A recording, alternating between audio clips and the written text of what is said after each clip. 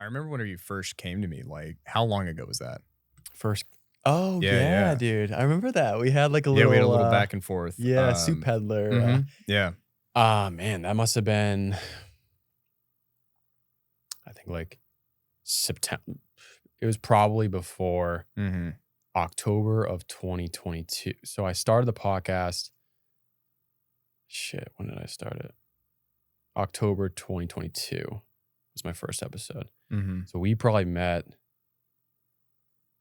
I don't Just know, just before that. yeah, just a little before. So I'm kind of like Yeah, I'm trying to remember I that. remember talking to you and you were interested about, starting a podcast, and Gunnar and I had been going for a little bit, Yeah, not super yeah. long. We hadn't quite blown up to the level that we got to. But I did have like some notes on how we started. Mm, And I'm mm. curious what your initial journey was like because I remember when you started, it was very much a cryptocurrency podcast and Yeah. you have evolved it beyond that. So, Yeah. what was that like to take it from your initial idea to what it is now?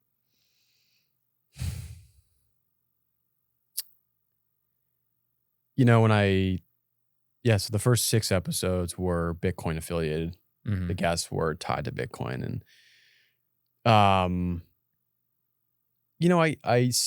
I had the intention to touch on Bitcoin and have that be, like, my specialization. Hmm. I knew I didn't wanna call it, like, a Bitcoin like, the name of the podcast be something related to Bitcoin, because I knew subconsciously and intuitively that I wasn't only gonna speak to Bitcoin. Hmm. But my friend, the first podcast guest, Jose, he works for the same company as me. He was also doing his own podcast, and he's now evolved his position. He's like an audio and visual manager for our company for marketing. Hmm. So he was really a huge, just like pat on the back and like a helpful, excuse me, helpful hand to get me started and to do my first episode. Because Hmm. I was even though I knew no one was gonna listen to, like, the first episode, at least for the first year, there wasn't gonna be a lot of eyes on it because I didn't have a big following or anything like that. I was still really nervous because I was taking it seriously, Hmm. and I didn't know where it was gonna go. There was just so much unknown to it. But, so that being said, having him on as the first guest, I got into we got into Bitcoin, we got into some of the like the ethos of the Bitcoin culture and community and the technology. And then I had, I think, the first 6 episodes were Bitcoin related, and then I had episode 7, and that was with Michelle Flores. Hmm. And I I invited her on because I actually declared and, like, made it like, I verbalized it in front of a group of men at MetaMem. I was like, "I'm gonna start a podcast." I've been thinking about it for a long time. I've been, like, infatuated with podcast conversations. Hmm. Kinda just wanna do this. And so her being there and, doing it at MetaMen, like, kind of proclaiming it at MetaMen, Hmm. I was like, "You know what? I wanna have you on as a guest as well. I think that'd be special." And so we didn't talk about Bitcoin, obviously, Right. because she's, I don't wanna butcher her, like, label her position, but she's like a men's, embodiment coach, emotional wellness coach, and Hmm. holds a lot of containers for men that are high performance. And so we spoke to just different things. And then I was like, okay, now I just want to speak to other things. I spoke to Noah Heisman about philosophy and Hmm.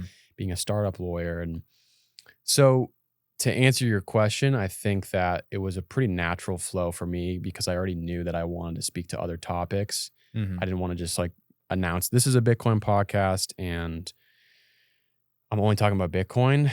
Um, so yeah, I don't even know if I really answered your question, to be honest, but Well, I mean, what's been great is to watch, like, again, there are a lot of people who ask me or Gunnar, how would you go about this if you were going to start over? What did mm, you do? What advice do you have for me? And I tell everybody oh, basically the okay. same stuff. I don't even know if you remember kind of what we talked about. Um, I don't think I took any notes. No, no, you I didn't. remember the conversation, Nor should you have. But yeah, but I'm trying to remember some of the helpful points that you gave me. to be honest, I don't remember the I don't exact things I said. remember. But what I can say is that anybody who comes to me, I'll say more or less the same stuff. I'll say, Okay. put 10 in the can before you release anything. Mm. Get it done. Even if it's just with your, iPhone talking to your best friend, get it done. Okay, And yeah. once you've done those two things, edit it yourself because you need to be okay with doing the grunt work yourself for the first however long if you don't have the money to put up for like a studio and, editors. Yeah. Because that's going to be the part that keeps you from doing it. And if you can withstand that part and you love talking to people enough or talking about whatever your subject is for 10 episodes, you're already successful because something like, 80% of podcasts or whatever, it's not the right number. Don't make it past 10. Yeah. Yep. So if you can get 10 in the can that you're ready to go, you can go past that. And very, very few people actually do it. I can't tell you how many people are like, yeah, excellent, awesome. And they never actually put it all out and try. Yeah. So, the biggest thing, and I need to take my own advice on this sometimes, but one of my favorite sayings is do it scared. You're going to be scared. You're going to be afraid that it's not enough. You're going to be afraid that you're wrong. Sure. You're going to be afraid that you sound stupid. Dude. You're going to be afraid of the comments. Yeah, I literally woke up today. Yeah. And I tried not to touch my phone or social media to start the first couple of hours. Right. And I was looking, before I went to bed, I was looking at Instagram and I left Instagram open. So when I opened up my phone, first thing I saw was my feed. And it was the likes, like the notification feed. And the first comment was a comment on a conversation that I had with David Cohodes. And we were speaking to, because he's a men's coach in that's a very generalized way to say what he does. Sure. But he's very he's sensitive to other people's bodily energy. Like he's able to read people pretty well intuitively. And in the clip I was like, I think my whole life I've been very empathetic. Like I'm very I have a very sharp acute sense to people's body language, to how like their feelings, and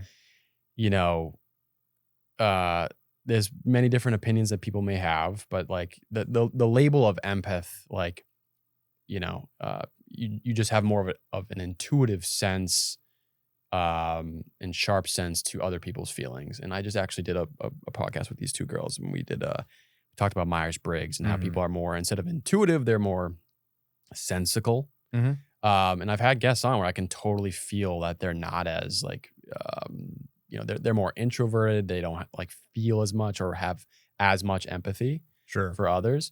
And so in this clip I'm saying how like I feel that I've been able to feel others pretty deeply.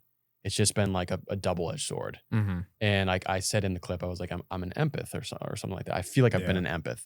And this guy was like, this guy commented on it. He was like, most people that I've met that say that they're an empath are very self-absorbed. And I was like, oh, this is a great way to wake up today. Right. And I was like, maybe he's right. Maybe I should consider that I'm too self-absorbed. And maybe that's the whole reason why I did this podcast, was like, I wanted to so I can match you. Yeah, dude. Yeah. Gotta get grounded. Yeah. I for some reason I just started that trend like the first few episodes. And it's been I don't know, it's been nice and relaxing. So part of the Shane Larson podcast. I do need you to blur my feet because I do have an OnlyFeets out there that makes the majority of my rent money. So if you're looking for it, I didn't know this. I would have fucking I would have watched all your feed. It's called Seth's Toes. Seth's Toes. So you wake up to this message, and something that we talk about whenever we're around is what self-work is and how that actually manifests in your life. So you get this message that is kind of an insult in some ways. Somebody's kind of digging for a reaction potentially. Who knows what it is? He may not even meant to and be. he may mean it helpfully, right? Yeah. Because like a lot of the psychology around an empath is like people who tend toward that or feel intuitive or feel like they can read people easily are typically from environments where they had to. Yep. Whatever that means. Absolutely. Yep. And I don't have any judgment or color on that. That could mean any number of things, right? Could mean you moved around a lot. Could mean your parents fought. Could mean whatever, right? Yep.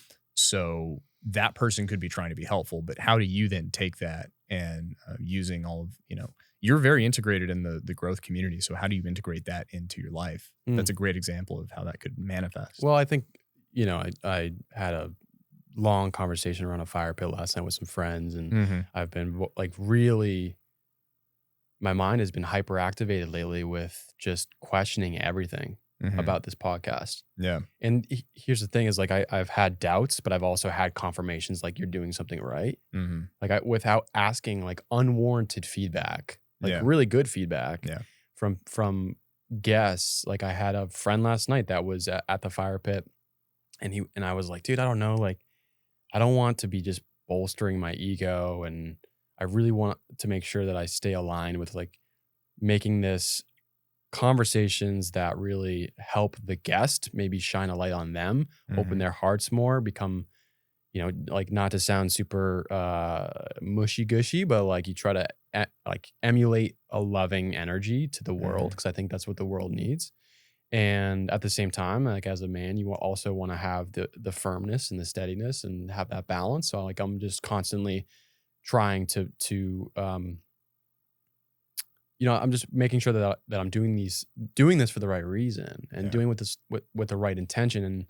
And my buddy was like, dude, you absolutely are doing the right thing, because I felt I can't remember exactly what he said, but he was honored, and he felt it was a privilege to be able to speak. Like he has a few poems, and like it Mm-hmm. was the first time he was able to like say it publicly and put that on social media. And then I had a friend, an old friend.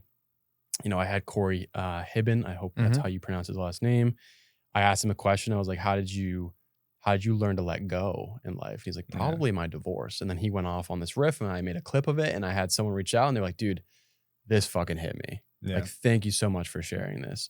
And I was like, I'm grateful that it resonated with you. And then, so there's like these different examples of like, this is helping others and helping people. And I've had different points of, dozens of points of feedback like that. And then you get the hate, maybe not the hate, it's not Sure. super hateful right now, but you get some people that push back and they say things that are not so nice. Mm-hmm. And some of it's like, maybe like this guy today, I Mm-hmm. actually was like, okay, how do I integrate this? I actually thought about it. And before I like did anything, I did some like breath work, because I just woke up, right? I Right. did some breath work and just like relaxed. But I actually thought about, okay, how is he maybe right, but also what's the It's like the law of polarization. There's two sides to like everything. Mm-hmm. And so I went and chat GPT, and I said, what is the I say, give me the definition of an empath, and then give me an argument towards why or how empaths aren't self-absorbed. And it was like people tend to actually neglect their own. So empaths might sometimes neglect their own emotions, or Mhm. like the way that because they're, like you said, they might have been in environments where their parents were abusive or something, and so they had to work in that environment to like make sure they controlled certain things, so they Mhm. didn't check themselves, right? So that was a cool reflection. I was like, you know what? He's got a point, and there's also this opposite side to it. Right. And so that's how I integrated that at that moment. But I think that for me, I'm really trying to find a balance. I said this to Matt, my buddy Matt Worthington, like it's a balance of self-awareness and not just knowing when to recognize you're not too inside your head, and to not stress your body so much, as we were Mhm. talking in the sauna. Yeah. And so, yeah, it's a constant process. It's been very challenging, but also like, it's been fun. It's been fulfilling. And I'm just trying to make sure that I don't sacrifice my health, Sure. and also like integrity and the mission, and yeah, it's a lot. It's been fun. I Been like fun, that. man. I like hearing that. And again, it's beautiful to see the evolution from maybe this is a Bitcoin podcast to bringing on people that, we both know and love, and hearing those different points of view, because it's interesting to see how different people can bring out different colors in you and Yeah. different parts of you and ask the right question in the right way. Like with Mm. Corey, that's a great question, right? Yeah. And he may never have gotten that from somebody else or felt like he was in the right place where he could say that. Mm. So with you right now, what is the mission? Do you consider yourself, a high performer, and what is the ultimate goal here, or do you have one? So I mean, I don't know if I think it's subjective to measure if I'm a high performer or not. I mean, I have a 9 to 5. Sure. I release a podcast episode per week. I do the full edit. I Yeah. make all of the clips. I release all of the clips. I schedule all the episodes. Thankfully, this podcast studio is pretty automated for me to come in here, plug in a Yeah. few things, and press record. But I'm pretty much doing most of the work on the back end as well as on the front end.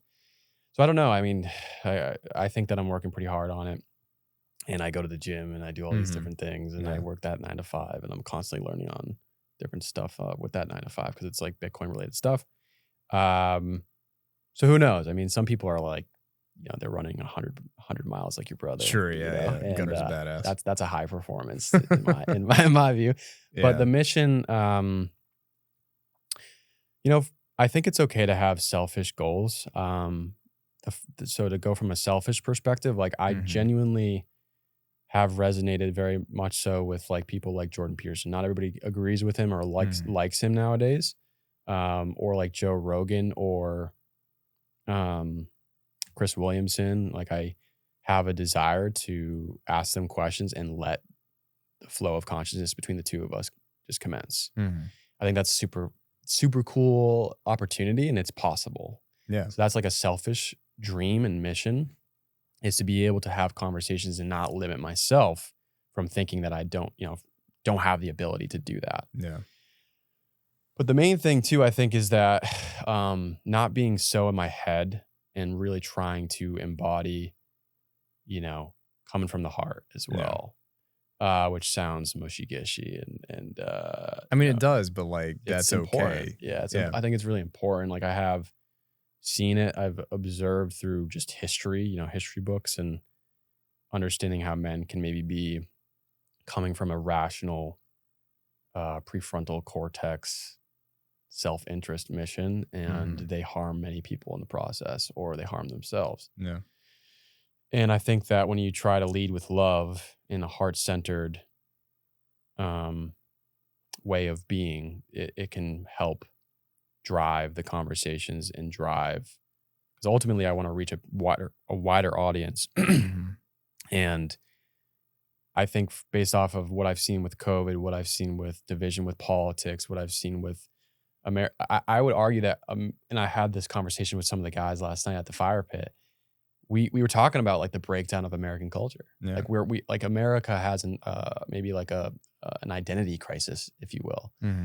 And a part of me was, from a personal perspective, I was really afraid. I was like, what is happening to America? Like what's going on with all these riots during COVID? And it's like, how can I help? And not from this masochist viewpoint either. Like I'm not trying to be like, oh, I'm your savior. Listen to the Shane Larson podcast. But like genuinely, like how can I do something that challenges me, makes me a better, like formulates a better character, and it's not coming from a big ego. It's coming from the heart and helping others and helping maybe create more intelligent participants in society, more loving participants in society.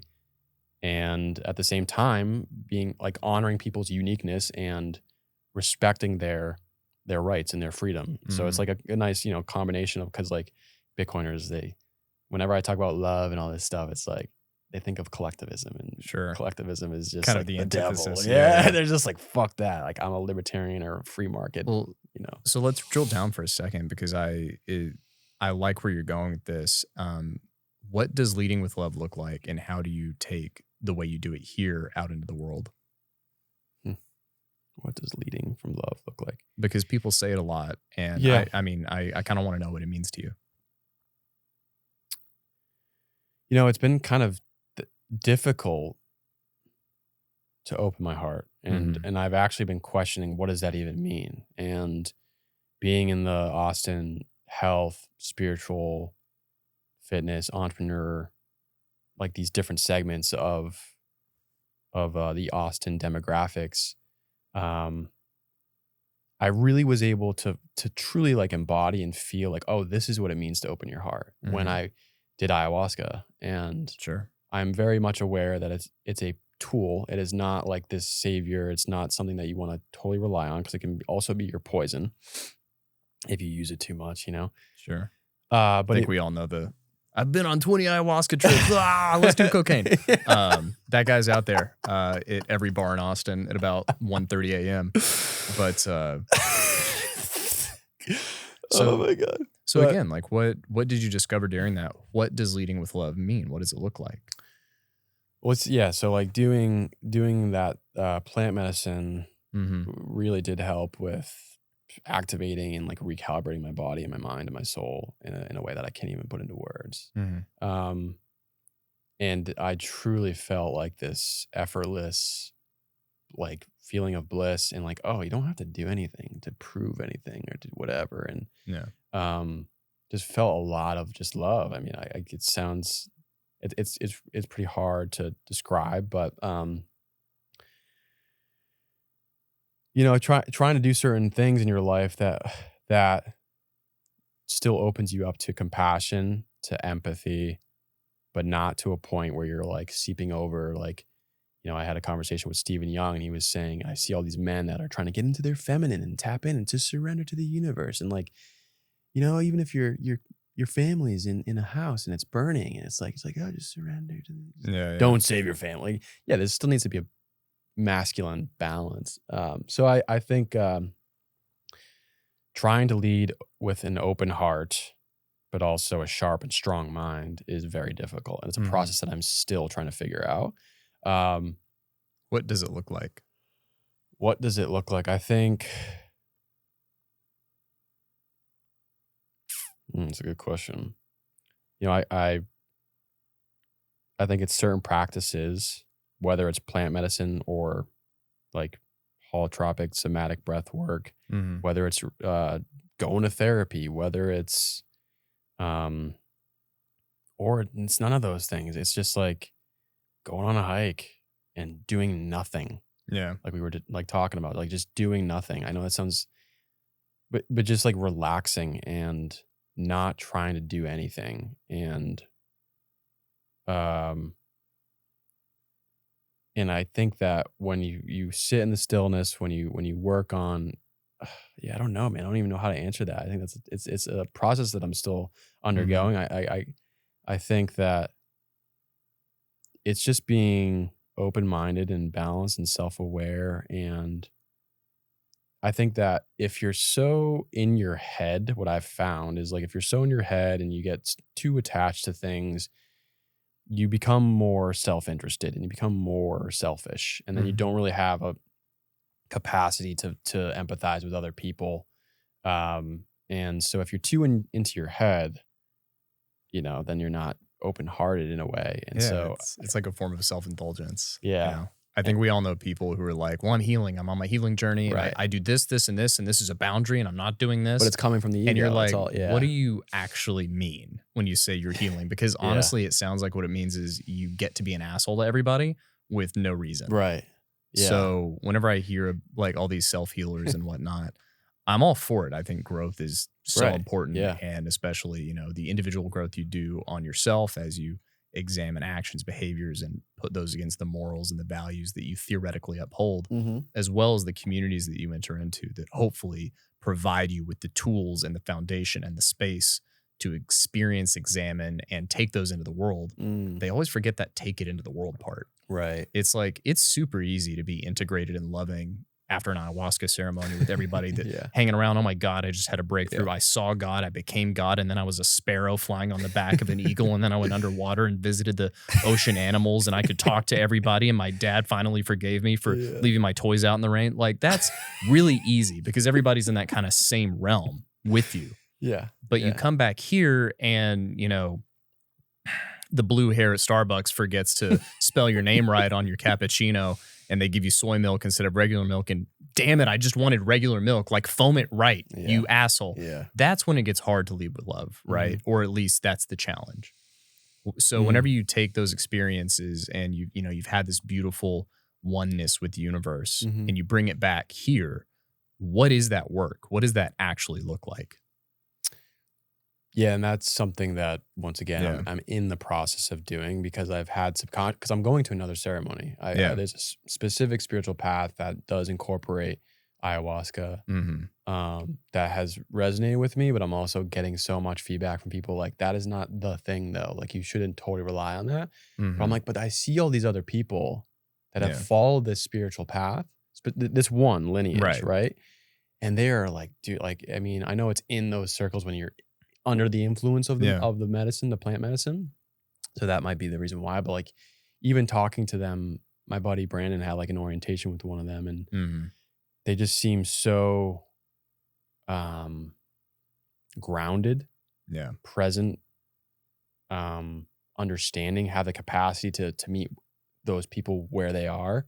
So I'm like curious. I'm like, you're still doing this. So you're still like, you're still taking this like hundreds of times, maybe like, 50, 60 times a year. And so I'm like, what? Like, so I'm getting these different points of feedback. But I think if outside of plant medicine, outside of ayahuasca, if you were to take back, say, okay, this is the last time I'm going to do ayahuasca. I'm going to take what I learned and apply it. I think it's a big practice for me. And I know we were talking about this, meditation, sitting with no objective, no agenda. So like Naval Ravikant talks about meditation, you have no expectations. You don't even have to like have the agenda to focus on your breath and your stomach. You just fucking sit there. Whatever comes up is whatever comes up. But no agenda whatsoever. I have found that, and this is the first modality that I did before anything, before I came to Austin, before I did sauna or ice bath or any of these things, it was meditation. And I would just do it every day for maybe a half an hour, sometimes an hour. And I would have no expectations. And I would just have a little bit of assisted help with like the meditation course just to help in the beginning. And then afterwards, it's just like, you just sit there and like whatever happens. And there's something about that where it's like, the laws of thermodynamics, there's psychic entropy. Like it just puts order and clarifies and crystallizes like if you have a lot of disorder in your psychic, your psychic mental bubble, there's something to just sitting there with no agenda and letting whatever flows. And then you kind of come out of that and you're just more in your natural state. And I know all these things, like it's like turtles all the way down. Like you could still like, well, what is your natural state? And like what, you could keep asking all these questions, but all I know is that coming from a place where I was in a very painful point in my life, emotionally, mentally, like I did not take care of myself and it just built up for so long. And then I got into meditation and I was like, oh my God, just sitting here and doing nothing and being aware of the things that comes up and not being attached to whatever, has led me to be more at peace with myself, more at peace with others, not as attached to certain things. And so I think that ultimately you do become more compassionate, you become more heart-centered to other people around you. So if you were to just, just take out all the biohacking and all of that, like just the simple aspect of the breath, and just sitting and having no agenda, it does bring you back and being in nature. One of the things I really love about meditation in general is it does take away all of these external needs of like, I'm going to sit in this hot room. I'm going to sit in this cold water. And it makes you just be with yourself. There's no ability to say I'm doing a thing. Because you're not. Yeah. The point is to not. Yeah.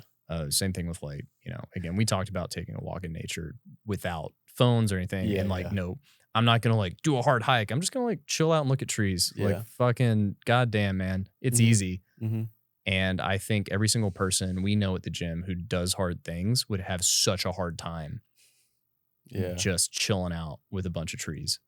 And I think that's one of the more interesting just observations. There's, again, I don't have necessarily a lot of judgment on it, although I will make fun of it. But the Do Hard Things crew has such a hard time being. And there's something about like, I don't know if you know anybody in recovery or who is an ex-addict. Oftentimes they get so hell-bent on other activities. You're like, bro, you just swapped an addiction for a different addiction. Thank God it's healthier because it makes you less of a dick.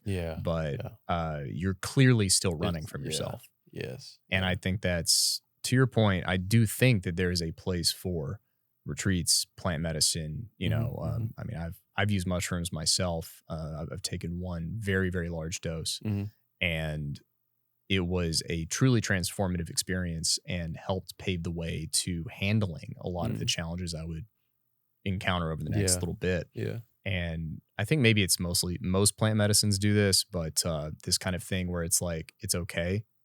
There's this whole like, it's okay thingness to it. Yeah. They just remind you like, you're part of us. This whole thing is finite. You're okay. Yeah. And it just kind of always reminds me of this quote that I don't remember who said it, but one of the philosophers much smarter than me said, the point of life is to live it, man. I added the man. But we do all of these things and we go on these retreats and, sometimes we can't admit that we just like doing drugs and getting fucked up. Right. Like there are plenty of of gurus out there who just enjoy, the trip that you get from ayahuasca because it's entertaining as hell. I've spoken to my buddy Jay about this. He led these retreats. He's like, he said the same thing. Like some people just do it because they enjoy it. Yeah. It's like almost recreational. Whether they admit that or not is a different story. Yes. Yeah. Yeah. And I'm trying to be very honest with myself. And this podcast is what challenges me to do that. And, you make a really valid point. The Do Hard Things crew and constantly pushing yourself and whatnot. It was necessary. Like I like that as well. And I just think it's hard to dance with both. For sure. And you can be compensating. You could be, going back to the addict who was doing cocaine, maybe, and addicted to cocaine. They were, now they're not doing cocaine, but they're addicted to going to the gym and they're going every single day, pumping it. Like maybe it's a little bit, it's definitely healthier. Yeah. It's a lot healthier. But like they might still be not stretching as much. Right. And there's certain aspects of their mental health that they're not taking into account, that they're maybe neglecting. And so, yeah, man, I'm all for it. I'm all for being real with yourself and constantly questioning, and at the same time is having discernment to not over question too. So I think that because whenever you over question, you can definitely get into that overthinking, analytical. I'm reading about like relationships and whatnot, and something that can happen when somebody decides to dive into discovering, okay, what's attachment style theory? What are these things, right? Yeah. They can start labeling. They're like, okay, well, this is a toxic relationship and I'm avoidant because you don't have space for my emotions. And suddenly you've gone down this path of labeling and putting all of these things in your partner into this box that they may or may not even belong in. Right. But you've decided that you're the one doing the work. So now you've overthought this relationship into toxicity. Whereas if you had just taken a step back and said, you know what? I should probably just apologize for this thing rather than get defensive. Yeah. It's that easy, but not that. It's that simple, but not that easy, right? Yeah. And I think that's the theme of a lot of this particular generation's growth is like simple, not easy. You're overthinking everything. Yeah. And maybe that's indicative of the way that we consume information. I mean, you mentioned, the feed, right? It's called the feed. That's hilarious. We are eating all of this information from the get-go. As soon as we wake up, we are just consuming everything. And what are we actually putting out into the world? Dude, you're fucking hitting some home runs here. Like the whole Myers-Briggs and the attachments, like it's with good intentions. Yeah, to like maybe you noticed in the relationship that you can improve upon certain things. So you read that book, and then that book gives you these categories of different ways that you can be. Sure. So then you start labeling a little bit too much, and then you overjudge your partner, and then you overjudge yourself, and it's like, oh my God. Like, so, because I'm also reading, I did the Myers-Briggs thing, and I'm going to be doing like this dating event that is has the intention to align you with someone with the the goal of a long-term relationship, like a male. Like I want a long-term relationship.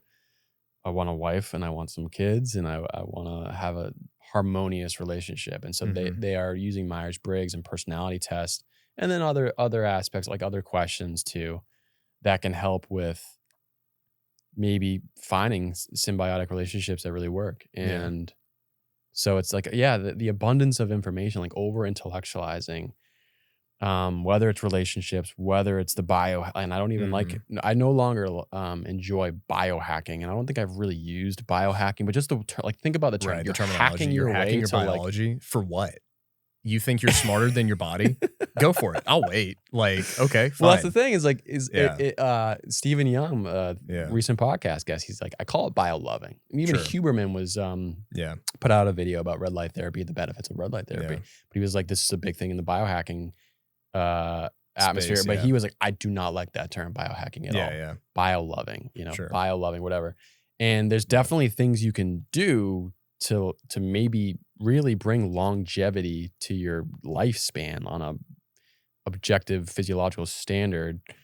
But yeah, when you get so sucked into it and you're stressing about it, Yeah, you're like, you've gone too far. Yeah, I mean, the stress in itself is depleting all of these things. One, and we all know the guy or the girl, or we know the person who can't not do their 3-hour routine, or they're fucked the entire day. Yeah, it's like, listen, if you can't operate correctly or well without your like 5-hour fitness regimen in the morning, where you're drinking salt water and red lighting and sauna and ice and this workout and this way, you're wrong. I'm sorry, you're wrong. Like, you're just flat out wrong. Your approach is messed up. If you have to spend that much time to be this level of productive, you're just going about it in the hardest way possible. There's a mental attachment, which is fine. Yeah, and I think that's okay. Clearly, I'm not the richest man in the world or anything like that, so maybe they have something on me. Yeah. But I mean, I wrote something about this a long time ago in a journal, and it might have qualified for a story post. Who knows? But I was like, I don't want to biohack my way out of anything. I want to feel every single second of what it is to be human. I want to know all of the pain, all of the agony. Give me the struggle. So that I know what being human was, and I can leave knowing that I had every single experience possible on this planet. Because without all of that shitty stuff that comes with aging, hard, things that are joints that hurt, whatever, you miss out on so much growth, so much character, so much opportunity to expand into what it means to be human. Yeah. I mean, I fucked my back up a year ago, 2 years ago, however long it was. I had surgery about a year ago, and it sucks. It's one of the worst things that's ever happened to me, but it has also opened up the avenue to help people, to be a resource, to re-examine the way that I go about training, to ask why I do it the way I do it, and to find ways to push myself in other areas that I was neglecting because it was easy to push myself in the gym. So probably develops a sense of patience too. Absolutely. You got to go slow and got to rebuild. Sometimes the universe makes you do mobility, and but you either learn or they force you to learn. And sometimes you have to do things the hard way. I certainly am one of those people. I kind of don't know what's right until I've tried every other avenue. But the biohacking space is weird. I have a big distaste for a lot of it. And yet, we saunaed, we ice bathed. Like, it was fun. It's a nice shared experience.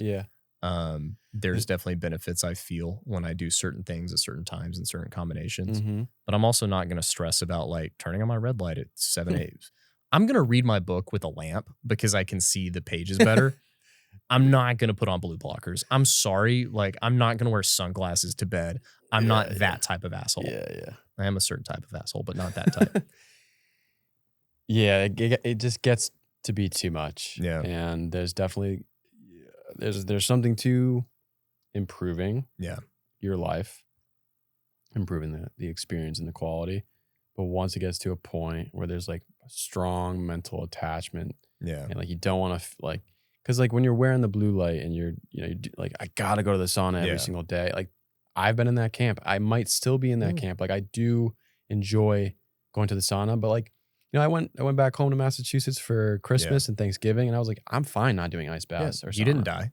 I'm good. Yeah. And then when I came back, I was like, oh man, the sauna feels really good. Like, and absence creates a feeling of, euphoria when you get to do it. Like, not having something is just as important as having it sometimes. Absolutely. And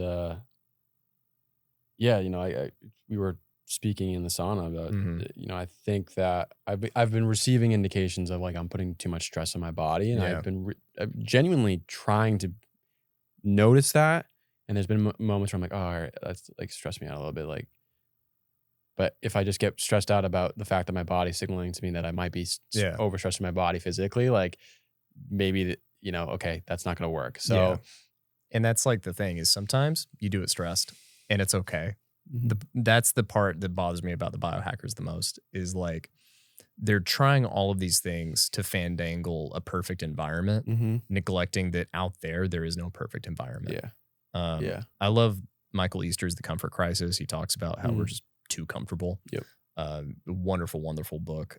Really informed the year after my back surgery, mm, a year of discomfort, if you yeah, will. yeah, yeah. And I really think that there's something to be learned about not consistently living in your head in these things. So I'm going to ask you one of my favorite questions to ask people with growth oriented mindsets. Mhm. How many self help books have you read? A lot. More than 20? Probably. Yeah. Yeah. I mean, it's gotten to a point where I don't as Right. much. Like I'm reading one that's talking about it's pretty dope. I'm gonna see if I can Yeah, find please. uh And yeah, while you're trying to find it, just like the concept of a self help book is like to yeah. address an issue Well, theoretically. like subconsciously you're And taking yeah, in the belief you're that you're literally broken. that you're broken. Yeah. Yeah, yeah. Yeah. And there's look, I'm an ex self help junkie. I don't know that I've read a self help book in 10 or 15 years, but Hmm. I definitely, started off with some of the classics, right? Four Yeah. Agreements, How to Win Friends and Influence People. And there's certainly a lot of utility to be gained from a lot Hmm. of these books, Hmm. but you read enough of them and you're like, this is the same book. Yeah. Like Yeah. it's said, there are different words here for sure, but it's the same Yes. type of Yeah. thing, right? Yeah. So what was your like biggest aha moment in that particular part of your journey? How were you able to integrate it, and what has driven you away from that particular literature lately? Well, I wouldn't even say that I'm totally away from it. I Yeah. think that um lately I've been reading I still read nonfiction. I'm reading a book called Gift of the Body. I'm reading The Mhm. Power of Awareness by Neville Goddard. I'm reading about it's like a new thought philosophy, I believe. That just govern it's a new way to conceptually understand consciousness and um just being like the power the power of awareness specifically speaks to the wish fulfilled and how you can drive forward conceptually and feel feel as if you've already accomplished something that you want to Mhm. accomplish. Um, and I wouldn't say that's like, I mean, I guess you could categorize that into self help, or that's like the study of consciousness and how to operate as a human being with more biohacking, Mhm. optimizing your ability to get things done. As Mhm. a man, like I want to be able to do that, and you're going to have a lot of different things in life that come up that you need to adjust to and adapt to. Sure. So if you can find the one thing that you can like, so understanding consciousness, understanding how to operate in an efficient manner, that you have a conceptual mission Mhm. or goal, and you're able to utilize your emotional brain and your thinking brain in a harmonious and more efficient way. Like that's something that I think is great.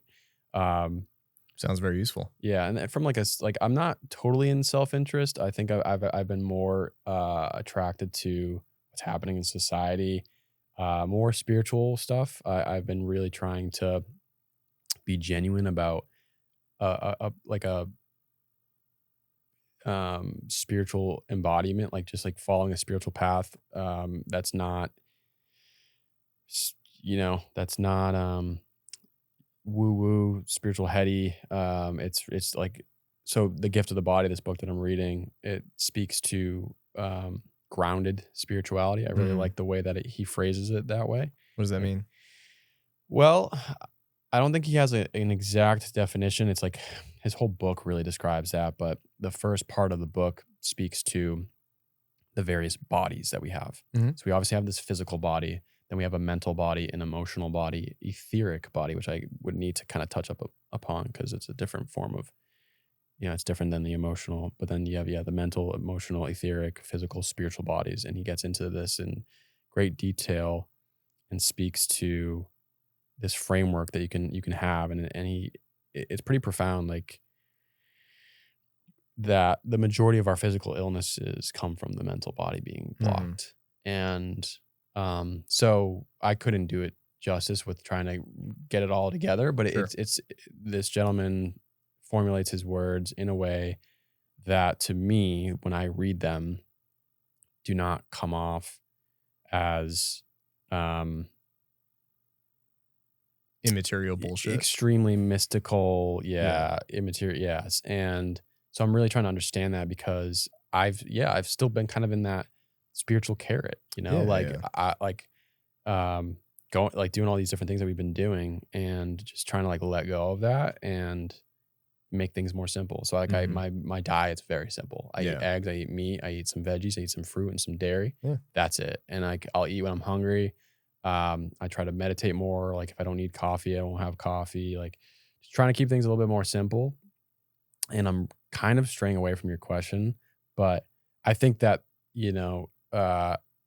what I've learned very recently, like the conversation that we're having right now resonates with previous discussions. The laws of hermetics, which is like the laws of the universe, and the laws of polarity, and understanding, like, presuppositions, like marketing tactics use presuppositions. Like, on a scale of 1 to 5, how sad are you right now? And it's like, so you're implying that they're sad, right? And so for me to imply, like, I need to read this self-help book in order to progress forward, just keeps reinvigorating this story that I am not enough, or I'm not whole, and there's something wrong with me.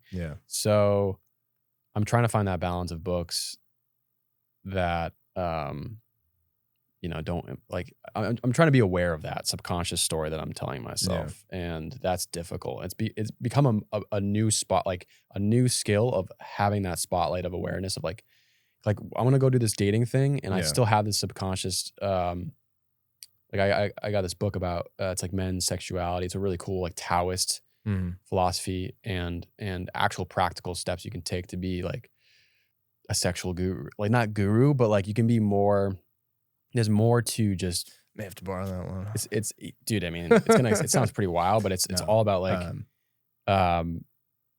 elevating your sexual connection that seems more harmonious in a way. And it's not just for the pleasure of, like, you just get one off, right? And it's very, very interesting. I can send it to you. It's been blowing my mind, and I'm like 30 pages in. That's why I have my bed on a razor. On a razor? So I can elevate my sexuality. But still, at the same time, like, reading this book, I'm still invigorating the story that, like, maybe romantically or sexually or whatever, like, I'm not strong, and I'm not enough. And there is evidence from the past that has showed that, right? And there has been stories that have occurred from emotional heightened states in the past. But I'm really trying to progress forward with saying, I know that's in the past, but it's like, it doesn't affect the present anymore. And so, the stories we tell ourselves are so powerful. If it's okay, I want to work with this a little bit. Couple things. One, I love story. I think story is one of the most beautiful things man can create. One, because we're always creating it, whether we're conscious of it or not. Right. Two, because we can draft stories that are cross-culturally relevant. Pixar is one of the best at creating story. Whether it's lessons or character archetypes, whatever it is, I think it's more powerful than any self-help book you could read. Right. Finally, within that, and we can come back to the story aspect of it because I do want to, all of these things that you're doing, all of these things that we do as people who are trying to grow, like, how has any of this actually changed your day-to-day approach? Like, how has this changed Shane's to-do list? How does this change the way that you do things? Like, Shane has an obstacle, right? And a goal. What are you doing to overcome that based on all these things that you've read? And you now, like, you understand hermetics. So how does that change what you do? It's a big question. I mean, specifically with hermetics, it's consciousness is to me, I mean, you can have you can train your mind to have sharper or duller focus, right? And the practice of meditation, if you are more in an active meditation focusing on your breath versus just letting some things unravel, you can focus on your breath and do that for an hour and be really, and you can do other things when it comes to focus, other tactics to help with your mental acuity and your ability to be sharp and focused. So the laws of hermetics, my mental focus has crystallized more towards the things that I'm believing, my beliefs. And though that is difficult, that is challenging in my view, at least for now, because I'm just getting, it's permeating more so now, more than ever in my life. And everything that I do, I'm constantly questioning, and it can be pretty destabilizing. And so with the laws of hermetics, like, I'm still learning more about those laws, but I'm like, do I really need to read that book? Because if I read that book, then it could implant certain things about myself, like what we were saying with relationships and attachment theory. Am I like scrolling on social media because it's just this, habit, this mental habit to do? And like, am I I think that I'm just becoming more and more, I'm trying to subtract more and not add more, and question my beliefs and my subconscious beliefs. But, like as you can maybe tell just from me like rambling right now, it's been very difficult because I feel like I've put, like in the past 2 years, I've just done so much and I've added so much. I've done plant medicine, I've done sauna and ice and going to the gym, but maybe not resting enough, and maybe taking different supplements and then trying different spiritual paths and reading different books. And it's like, what I'm learning now is that just make things more simple. And I feel like I'm not answering your question. I don't care. I don't know. Sometimes answering the question isn't the point. Yeah. It's we circumnavigate all around this meaning that we're trying to create, and there's no reason that you have to answer directly anything that I ask. But the one question you said, how do I operate? Like, how am I operating after doing these different things? I can genuinely say that the quality of my life has very much so improved. From reading all of these books and from doing the ice bath and all this on it. Like it has done a lot. And then there's a certain point where you can become attached to it, know? And so, I just wanted to kind of make that note, is that I got out of a dark place in my life through just reading. Reading and reading and reading, going on runs, going to the gym, doing all these things. And then there comes a point in life where it's like, maybe draw back a little bit. You don't have to read, you don't have to keep reading self-help books. You can read a fiction book. Or you can read a book on like science or whatever, like comedy. I think I actually, it's funny. I think I've been lacking comedy in my life. I've been taking things too seriously, and I'm just like, you know what, fucking like, life is short. Life is really short, and it's not as serious as we think it is. No, No, man. So Levity's important. So I think the thing, like, to answer your question, because I think your question was like these things that you've been doing when it comes to reading self-help books or all these different books and operating, it has gotten me to a point subjectively to feel healthier. And I would even say from an objective point, if you were to take certain biometrics, I was drinking a lot, I was smoking a lot of weed. I felt that I had to consume something to feel good, to have a good time. And I'm really separating from that. I haven't drank alcohol in over a year now. And just a personal challenge. I'm not attached to that either, but it has enabled me to practice, like, you don't need to consume something to be in the moment and present. Because I used to. Absolutely not. So anyways, I'm going off a tangent there, but my subjective quality of life has very much so improved. I feel that the quality of my relationships, my conversations, my overall health has improved. And then it gets to a point where you just want to, not do too much, like Ben Greenfield's, a little bit. Of just Dude, who's the guy that it's Brian Johnson, right? Who's like he's dedicated to decreasing his biological age to whatever it is. And I guess he's somewhat doing that apparently.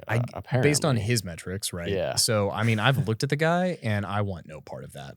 Well, he takes 80 supplements. Dude. And he eats like... He never sees the sun. He clearly Yeah. dyes his hair. Like, I don't know. I am uninterested I'm not in interested whatever in he's that. selling. Yeah. The taking blood from your son thing, that's a little bit... It's a little extreme. I think I might have briefly heard that. I didn't know that he Yeah, actually did that. Yeah. And like there was a point where he was talking about, because he's human, right? And like he can be like, clearly the man is successful, so that doesn't come without a level of communication and, you know, ability to like laugh at yourself. Yeah. He was like, yeah, I really like wine, you know, that was the one thing I missed, and I realized the only time I could drink it was at breakfast. So there was a period of time where he was having like 3 ounces of wine like after breakfast. What the fuck? And that was the only time he could enjoy it. A lot of this conversation kind of circles because he enjoys it, but like he could only enjoy it then because otherwise it would like disrupt his sleep or whatever it was. Okay. And so it's like we overmeasure these things into infinitesimal bits and we can't actually differentiate what they are for us anymore. We're just like living for the metric. Yeah. It's like the recovery score on Whoop, right? Yeah. I refuse to wear a Whoop, but that can be so detrimental, I think, because you're chasing this random score based on God knows what. Yeah. And maybe for a little bit it's helpful to be like, oh man, I really am not getting the sleep I thought I was, or whatever it is. But beyond that, is it useful? It's like the curve of whenever you start working out and going to the gym, right? I love using the gym as a metaphor because it's pretty simple and it contains a lot of really good stuff. So like I started working out when I was very young. My dad worked out. So I was like, oh, I'm gonna work out because dad works out. I was like, get big and strong. Cool. I work out for football. It makes me stronger and faster. This is great. And then I got really into it, and you start studying the science, and I became a trainer, and it was like all it was all science based. Like, okay, well, you have to do this before this, and this equals this. Golgi tendon apparatus. Okay, 3 reps by this equals this, and you get to the point where you're not actually doing anything. You're just talking about it, reading about it, but you're not practicing anything really. And then you look over, and 10 years have gone by, and you're like, I don't even enjoy this anymore. And you finally just like do a bicep curl for the first time in 10 years. And you're like, this feels good. And you've come out the other side of that curve going, I work out because it feels good. Makes me big and strong. Science, science, science. I work out because it feels good. Makes me big and strong. You know? Yeah. And I think that's the curve of a lot of these things. Yeah. So when we talk about biohackers or, you know, spiritual gurus who do ayahuasca 50 times a year, it's like, I feel like there's a level of that where they're caught in the analytical part. They're reading 50 self-help books. They're doing so much plant medicine, and they're so stuck in this way of doing things, they forget why they started in the first place. And they never take it into the world and just practice it. Because all this stuff we do in the gym, that's practice. You want to take it out into the real world. Right. And that's where the real work starts. I think there's, going to the spiritual aspect of doing ayahuasca all the time. It's like maybe they're addicted to the feeling of what that medicine, what that plant partner, whatever you want to call it, provides you. And I could totally see that. Like the 2 times I've done it, it felt good emotionally. Yeah. There's certain parts of it that are uncomfortable for sure. Well, but even after that part, like after those things, those purges, you feel great. Yeah, for sure. So it can be very helpful, but you can be addicted to the I'm always healing. And it's just, it comes back to still like, I don't know, just I think as it just comes back to making things simple, but it's not easy. It's simple, not easy. What's something that you took from those experiences that you've been able to apply, and what's something that you are actually struggling to apply? So what experiences? The ayahuasca experiences specifically. So like you go in and you have this experience. What's something you learned that you've been able to integrate, and what's something you learned or maybe were shown that you're having trouble integrating? Something that I learned was how strong our ego can be. How our ego can constantly intervene. So there are certain points where I genuinely believed that, and it wasn't this mission to dilute my ego. It just felt like it was pure spirit in a way. Like you were blanks. Like there's moments where there was effortless ways of being for like the weeks after doing it. And I learned that the ego can come in and masquerade in many different ways. And so, yeah, the spiritual superficiality, like instead of having cars in the house, I've done ayahuasca this many times this year and I'm posting pictures of it. And this, like, it's really being going back to the stories, the subconscious stories that we have. It's like really plugging into those and being honest with yourself. Yeah. I think I'm doing a okay job and I can improve, but I'm being genuine about it. Like I'm really trying to look at those things. And things that I'm not doing well that I learned from, you know, I don't know. I'm not sure. I mean, I think I do meditate and I try to meditate without an agenda, but it might, I might not be having leisure time. I think I don't have, like, going back to the physical stress that I've experienced here and there. I think I'm just like go still. But I think at the same time, I'm like, well, I did sleep like a decent amount and I'm balancing certain aspects of my life and I don't feel that stressed, you know, but I don't think I'm giving myself enough leisure time to have no objective. Yeah.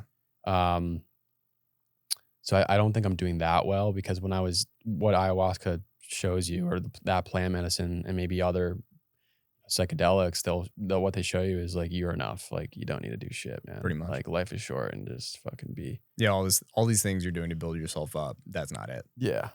Same with the and like that's the whole thing with the podcast is like it's driving me to a place of fulfillment in my life and like adventure and challenge, but also make sure that you're not super attached to it. So I think those are the two things. I mean, that definitely like ties into like a Singer and the Surrender Experiment, like those types of things. You know, the what is the root cause of suffering is attachment, right? Right. That's something that rings true. Man, I like whenever you're talking about being empathetic and how, you know, that this person comments that it's selfish, right? I can see that. And there's this really interesting concept. How much do you know about like shadow work and Jung and like somewhat, those things? Somewhat. Yeah. And it's like at its most simple, every strength has like its opposite, you know, weakness, right? Man, I love attention.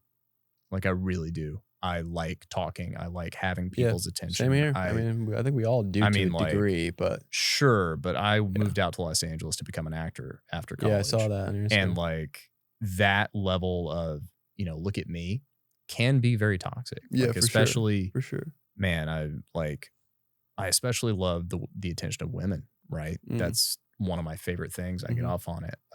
And that can be poisonous to relationships. That can be poisonous to my goals. Yeah. It can be distracting. And on the flip side, one of the strengths is it has made me a great communicator, I think. It has pushed me to do things I wouldn't normally do. I have had a lot of fun and adventure and learning because I seek a level of importance, but you have to earn those things. And you cannot acquire attention without value. And so on the flip side of the shadow of, you know, being an attention whore is all of the work that is, okay, sure, I like the validation, the attention, but if you can fall in love with the work of what it means to become great at something or to dive fully into something, whether it is attention focused or not, there's something really beautiful and powerful in that.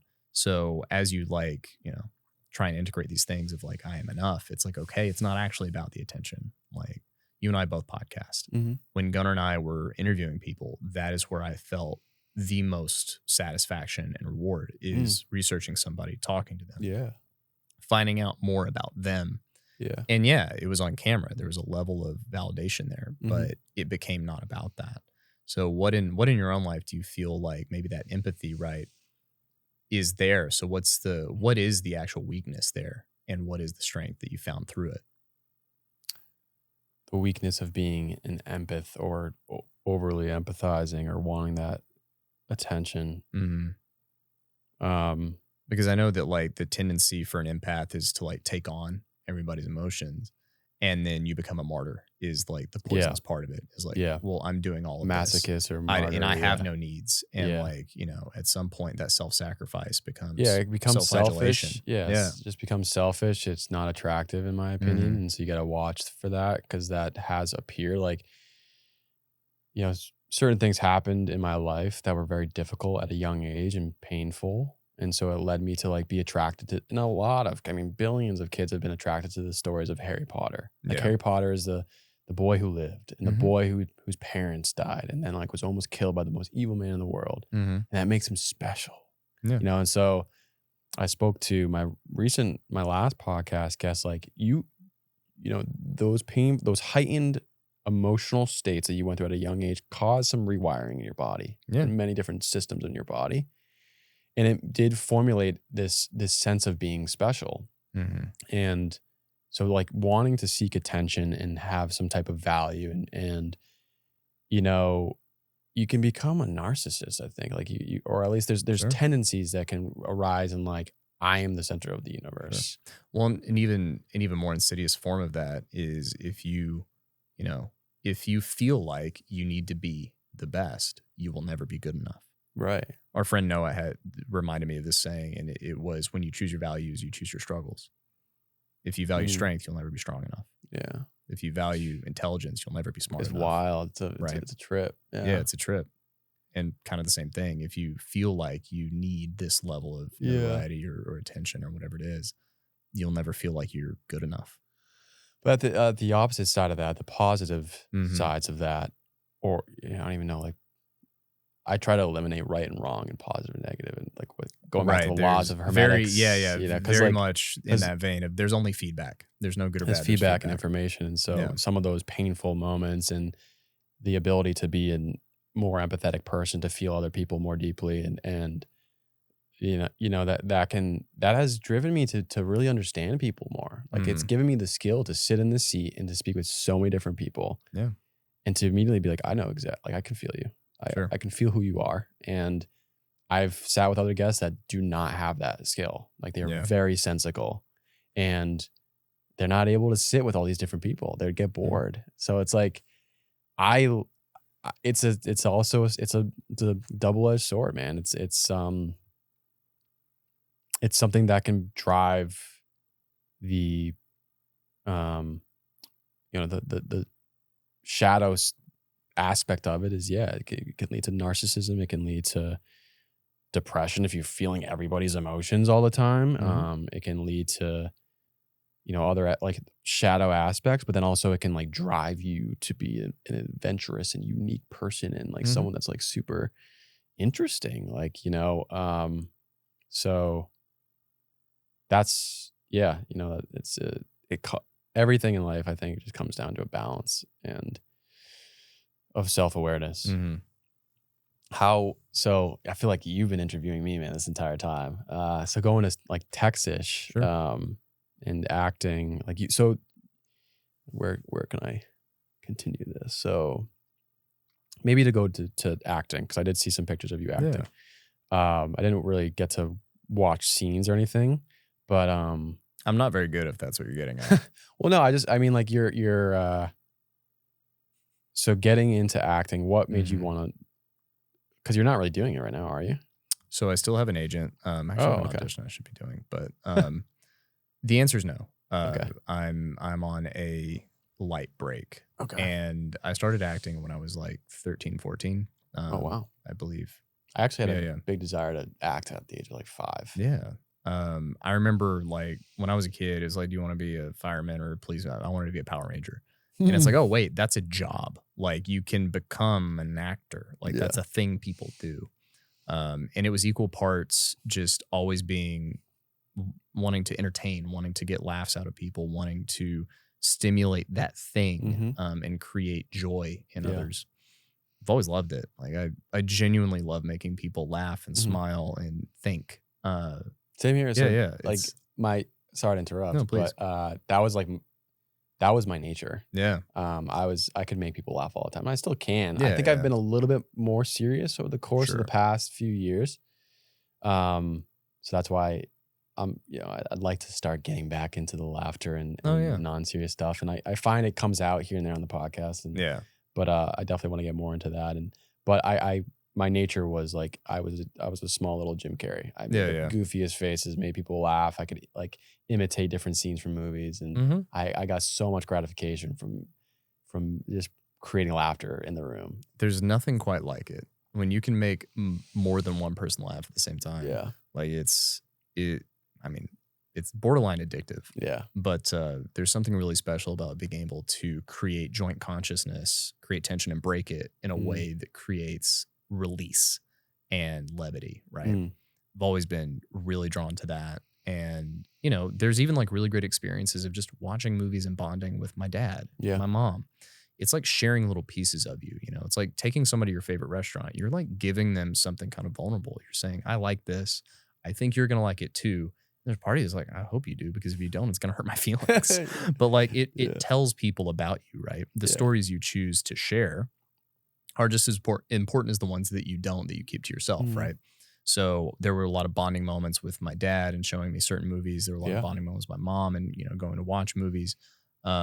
We used to have this thing where like every year she would take me and Gunnar out separately to like buy school clothes. And she treated it kind of like a date. And it was like, hey, I'm going to teach you how to like take somebody out properly, hold doors, this is how these things work, which looking back is really cool. Like, I had my mom make sure I knew how to respect women and, treat people well on those things, which, sidebar, awesome. Yeah. Thanks, Mom. So I had always kind of wanted to do that. And I remember just being drawn to that aspect of myself. I like performing. I'm more comfortable in front of a lot of people than I am at like a party. I feel way more at ease if everybody's looking at me at once than if I have to like go and network. I think I'm the opposite. Yeah. Or I it's changed in my lifetime. Sure. But if I'm at a party, because all the attention is focused. Yeah. See, I'm the opposite. I am so socially anxious in large group gatherings like that. Okay.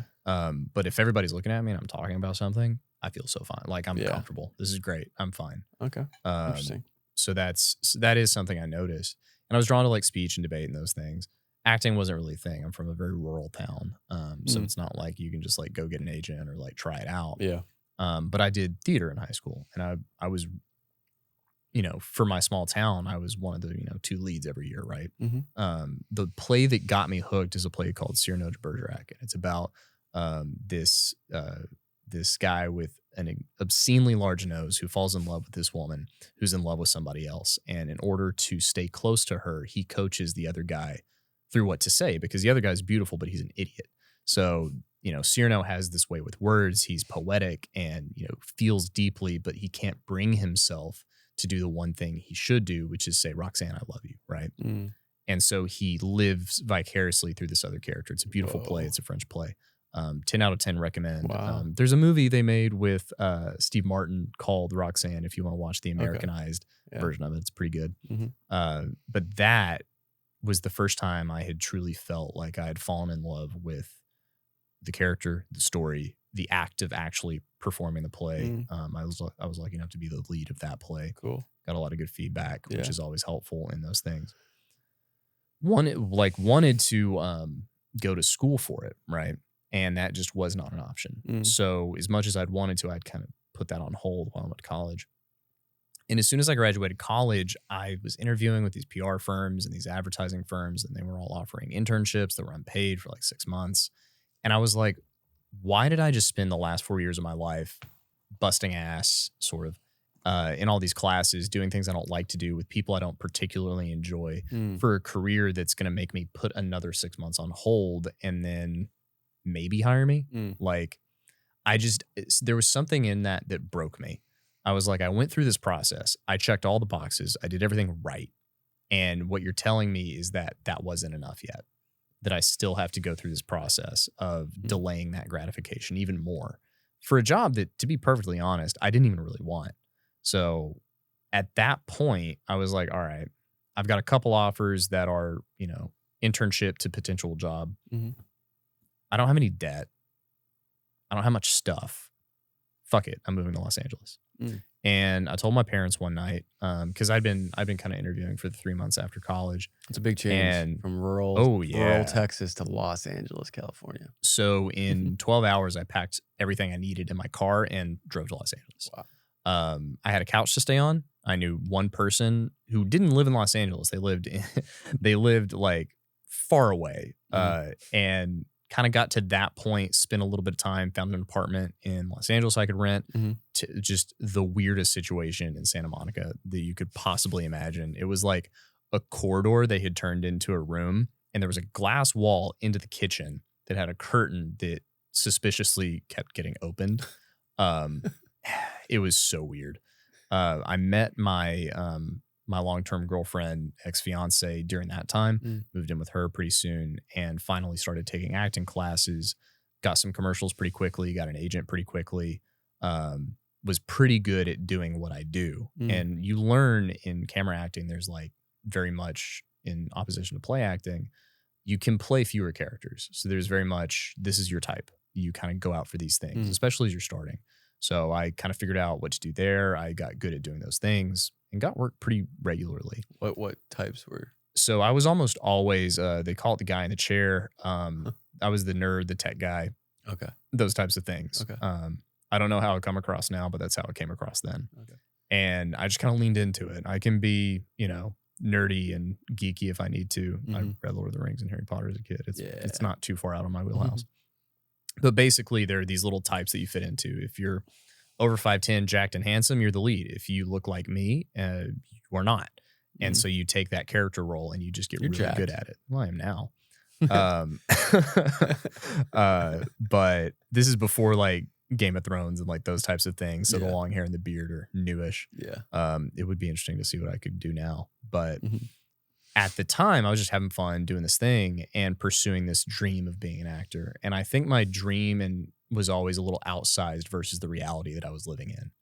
And the danger of that is being so disconnected from the present, you don't do the work you need to do to create a foundation. So I was going to classes, going on auditions, but I always felt like I didn't have enough and like I wasn't far enough along. And it was such a hindrance to my actual progress that I wouldn't work as hard as I should. Or I would be like, well, I got this. I understand this. Like I'm too good to put in this level of work for this character. This is just a student play. It's unpaid, or a student film. It's unpaid. Why am I showing up like this?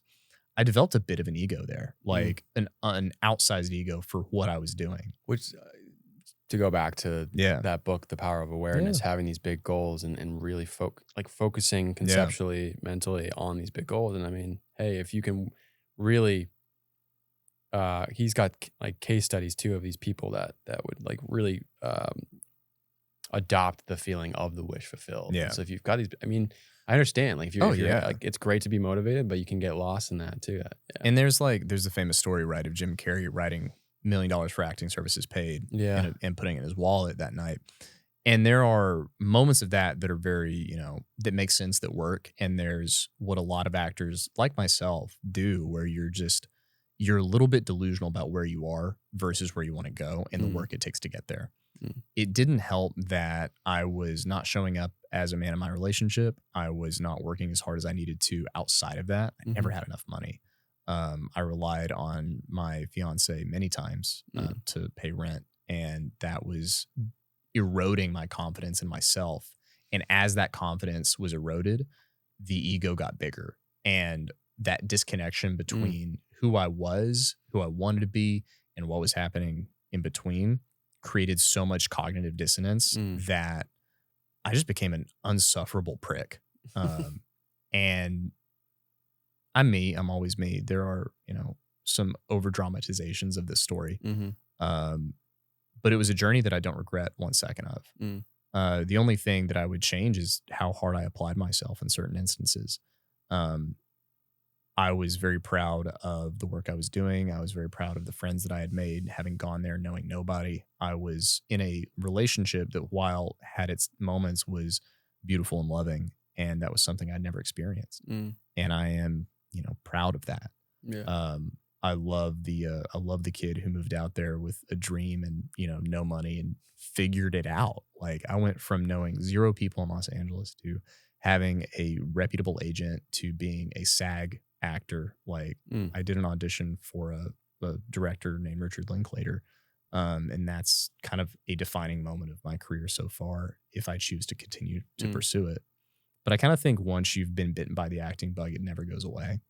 So I think there's a part of me that will always either act, teach acting, do film, do podcasting or sketch of some kind, maybe even stand up in my future.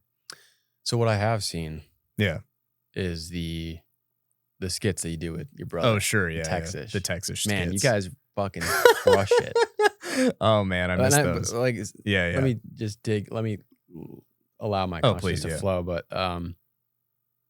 there is this natural, healthy tug and pull between the two of you. Like you guys are so able to riff off of each other, and it's like it just works. It just flows, and it's funny, man. You guys are hilarious. That. Like I loved what I first before you guys kind of blew up, because you did blow up a little bit. Yeah, a little bit. The first videos that I laughed at, because I came here to Austin, Texas with the intentions of working for this company, but there was also like I did like Aubrey Marcus to certain degrees. And I do like him to this day. But I loved the fucking Austin bro. Oh, like, yeah. The Aubrey Marcus, Austin yeah. biohacking bro skits that you guys did. It was so fucking funny. I appreciate it. And I watched, I didn't go through your entire Instagram, but there was one Instagram video that you did, and you were in the ice bath. Oh, and yeah. you were doing like the yoga pose and the different types of ice Navy bathers. Seal. Yeah, the Navy Seal is my favorite one, I think. So funny, dude. Oh, shit. Yeah. It was just like this rendition of like different types of people that do ice baths. Yeah. Like, even the CrossFitters that do like burpee into the ice outside bath. and the burpee Yeah. into the I just like, man, I don't know what it is. I find the humor in everything. Like, yeah, dude, you got a skill for it. Like the two, and so the Texish. Yeah, I'm like sad that you guys don't do it anymore. Right. We're on an indefinite hiatus. For Gunnar moved to Fort Worth, which was the best move for him. And for a minute we were commuting, but I was injured and still kind of in that recovery phase and relying way too heavily on his efforts while he was trying to build a business outside of that. And it just got to be too much. Yeah. So we pressed pause.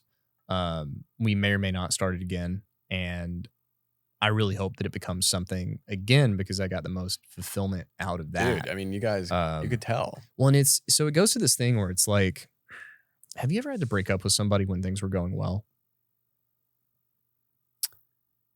I mean,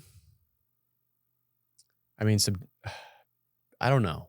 I don't think so. Yeah. So there was this thing happening where it felt kind of like that, because we were at an inflection point. We had grown on Instagram to a certain point. It was still climbing. We've got multiple millions of views on all of our video content, tens of thousands of downloads. Like, we were at a point where it was very much on the up. And so to have to objectively look at what was possible effort wise and say this isn't going to work is one of the hardest fucking things in the world. Tough. Because I value my brother's relationship and his life and his happiness over content any day of the week. That's an easy call. Yeah. And he expressed to me at one point that, it was tough sometimes to come down here because he didn't feel like he got to be with his brother. He just felt like he was with his business partner. And man, that broke my heart. It put things in that perspective of like, you know what? And I had said this from the beginning, whether Texish does 10 episodes or 1,000 episodes, whether we make $0 or $1 million off it, as long as we sit down and record one episode, it's just like, for me, that's success.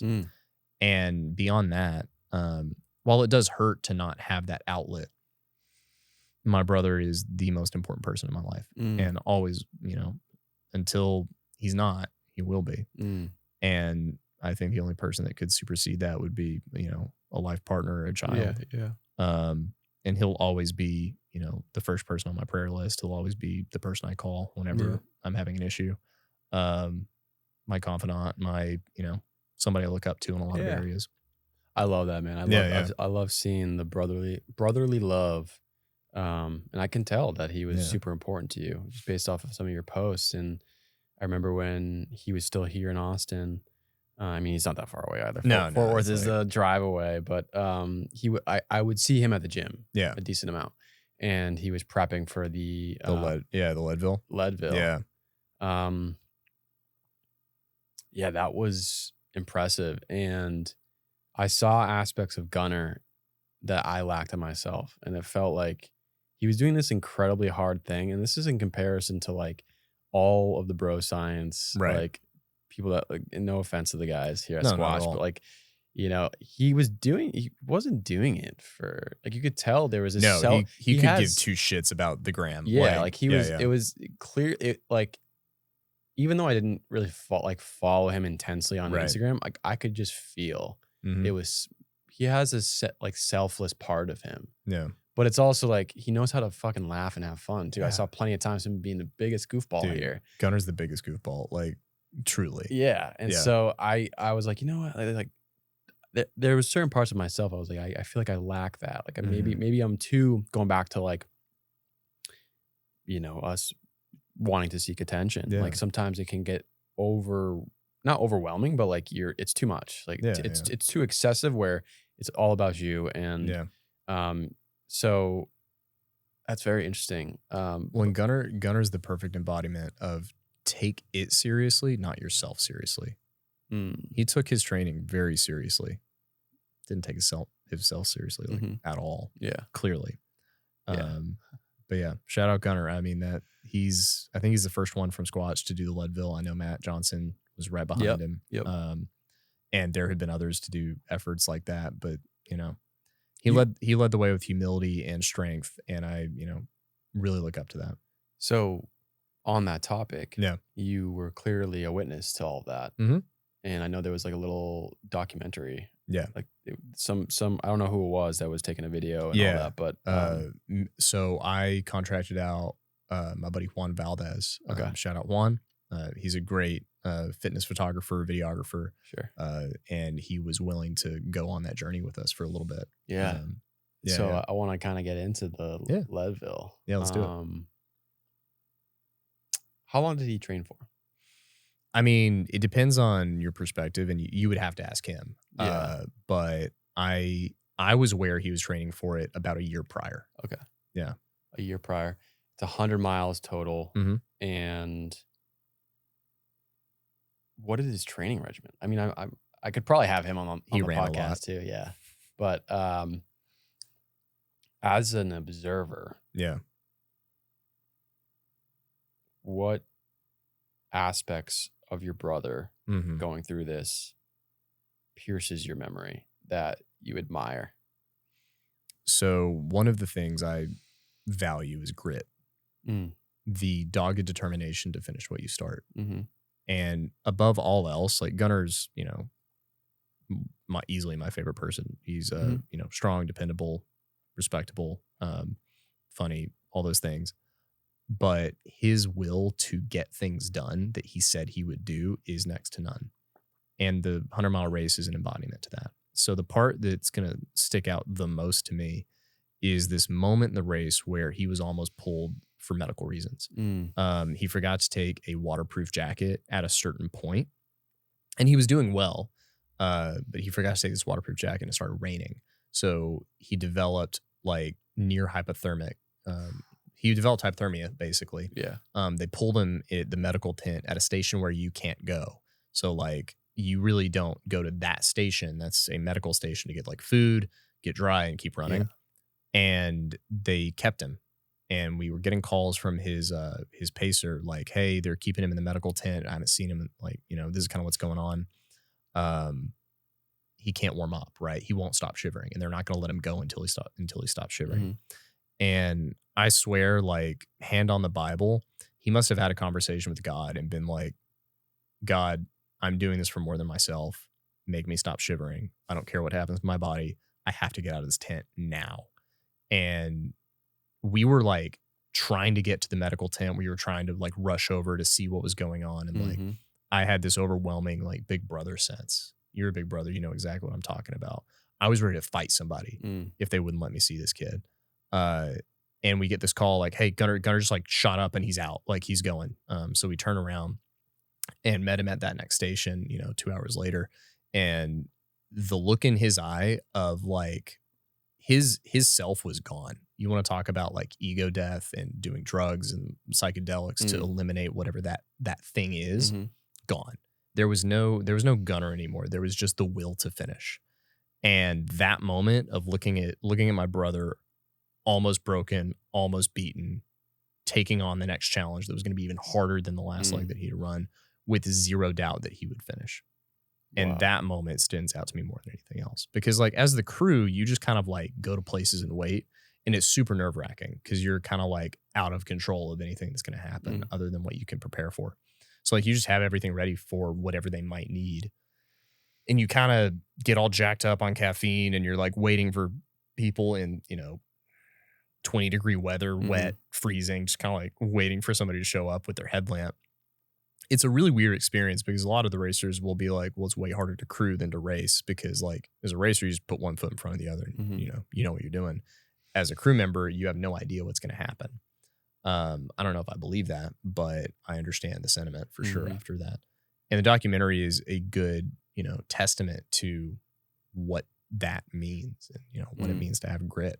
So there you go. Have you asked him about that moment where potentially he had a moment with God? Not directly. No. That's not something that we necessarily talked about, but we, Gunnar and I talk about faith and spirituality a lot. Yeah. Because we fall on slightly different points. Gunnar is very faithful. He has a strong Christian faith, right? Sorry, real quick. Yeah, please. I was in the Hive. Yeah. And it's just, I don't know what, that was pretty funny. I forgot how we got on the topic of me please. going to do my first ayahuasca. I think I revealed it to him, but he was like, "Are you a Jesus guy?" That's so Gunnar. You a Jesus guy? It just popped in my head as you were talking about it. But I was like, and then he goes, "Oh, you're trying to figure that out through this." And I was like, yeah. I'm sure he was like, "Good luck." He was super cool about it. Yeah. He was super Gunnar, for all of his like bluster and whatever about how he is with his faith, is the most understanding, non-judgmental person you can talk to about this stuff. And I can feel that almost immediately with him. Like, so when he asked me that, I had no reservations of saying, I don't know. Yeah. Like, of saying no. Because, like, other people will be like, you don't believe in our our Lord Savior, Jesus Christ? Like, what the fuck's wrong? Like, but like, he was very much like understanding. It was very respectable. Like, because I could tell that he was a Jesus guy. Yeah. And so, there's no hiding that. Yeah. Gunnar is a good example of what it means, like, in my opinion, to walk with God. And in those moments, right, he's genuinely asking, right, are you? And are you trying to find out? Because he wants you to, but he also knows that it's not his job, nor does he have the ability to, like, put you there. He can live by example, but that's it. And so whenever we talk about faith and spirituality, his beliefs are very, like, solid. He knows what he believes. He knows why he believes it. He is in the Bible as much as anybody I know. So he can have these, big talks.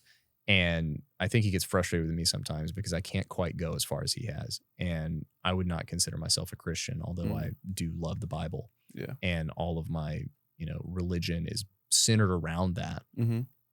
I just don't think that the only way to heaven is through Jesus, and therefore cannot be a Christian. So whenever we talk about faith and spirituality, it's maybe the most charged that we ever get. Not in the bad way. He challenges me on my faith, and I hope I don't challenge him on his. I do hope, and we've had talks about this because it's gotten heated a few times. I look at him for guidance and, clarification as much as anything. I just happen to be a little bit of an asshole, so it doesn't always come across that way. This is a topic that I'm looking into. When we've had a little bit of a talk about faith. Yeah, at the Meta Man. I can't get to a point where I just totally concretely take up the Christian faith, but I'm leaning towards Christianity. Yeah. I was born and then raised to be a Catholic. And then my family my father has lost faith. Yeah. Or, in a good, I think modern society, well, I guess depends on the demographic, but just did not have a faithful upbringing. Yeah. Like just did not permeate on a day-to-day basis. And I've been very curious about it, and I wonder why. And so the reason why is maybe because of this embodiment of like, holy shit, this psychedelic did this. This is nuts. Like what I experienced is indescribable. It like very powerful. Unless you've gone through something like it, there's no way to really translate that. Yeah, I can't. Yeah. I can tell you some of the things I saw, but like you're not gonna. There's no way I can put words to exactly what happened. But yeah, I mean, I can try. Yeah. But it does nothing. And yeah, there was this moment in my psilocybin journey where, and I'm gonna do my best to describe it, but it was a feeling, and it kind of meant this. So I'm going to fail, but I will do my best. Yeah. There's that painting where you've got, Adam touching God's finger, right? And I had kind of a vision of that. And in that moment, I knew what it felt like to be an artist that had a vision from God and a mission to transcribe it. And I knew what it felt like to fail, to as beautiful and as perfect and amazing as you could make it, as much as the spirit was moving through you, how because of your human instrument, you would never touch what the inspiration was. And in that moment, I've never been more sad in my entire life. I was heartbroken and filled with the deepest sorrow I could possibly describe. And even still was looking upon the face of God with inspiration, and then replaced with joy and love and, the grounding of, and that's okay. Because you got to see it. Your mission isn't to make it perfect, it's to make it. Yeah. Whew. You put the words together pretty nicely. I work on it. I like words. Yeah. I even though I do this podcast, like, it's nice to have a conversation with someone else that is in that realm of like speaking, because it tests me on how I formulate my speech. And I've done a terrible job in the past with trying to do this, but I were to try again, because I've done it twice now. When you ingest it, there is this flush. You know how you take a sip of alcohol, and the first sip you take of that Manhattan hits your gut. That's your drink. Yeah. Okay. That's my drink. Yeah, is that your drink? I like Manhattan. Okay. I mean, I haven't had a drink in a while, but I like Manhattan. I like whiskey. And you know what I'm saying though? Like it permeates, like it hits your gut, and you can feel the warmth. And so there's this moment with ingesting ayahuasca, specifically the daime, because the Santo Daime is a lineage within the ayahuasca. I don't really talk too much about it because I don't want to do it in injustice, and like I don't know much about it. You're not that guy. No, that's somebody else. But anyways, there is a moment that is like nothing I have ever experienced, where it's like every cell in your body transmutes into something. It's like this flush throughout your entire body, and it's like, whoa. And alongside the most unreal visionary, like geometric patterns that you see, and like there's certain moments of when you're in it that it's so strong that there is nothing else that I can do aside from literally lay down and just do nothing. Literally do nothing, because it's so powerful. You let it wash over you from all types of senses, like just from the physical sensations within my body, the visionary things that I'm seeing, and then it genuinely felt like it recalibrated my body and my brain. Which sounds odd, but again, it makes sense. But something felt like it was truly like something beyond like just, I took this psychedelic and there's like cool, funny pictures that I'm seeing. It's like, no, there was something that was flowing through this human meat suit, this vehicle. And it just creates this embodiment of there is clearly something much bigger. Now, if it comes to, because like Christianity, I've read a few things. I went to a conference. My buddy Jay Azeltine's part of it. He does a keynote speech, but it's coordinated by two gentlemen that follow the Christian faith. I couldn't help but feel like a little bit of fear when I approached them, because they are so in the Christian faith, but they are also very powerful and strong men, balanced Yeah. men. Like Zach Homel. I don't know if you know who Sure. Zach Homel is. Yeah.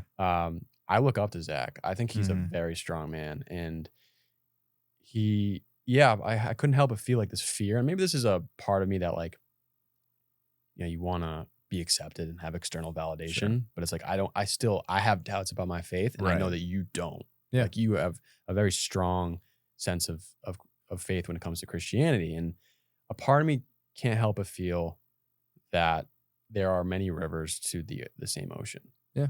Like you look at Hinduism, you look at Buddhism, you look at all these different, Judaism and different religions. Like I would say the more traditional religions, but there's like, Native Americans, and then there's other lineages within South America and all these different things that get to this oneness, Yeah. to this one higher power, right? And I can't help but feel, because like also to briefly go back to the Santo Daime, Mhm. they wish, I believe they try to call in Christ consciousness. So they do affiliate Christ, but they Mhm. also are respectable of other spiritual paths. Yeah.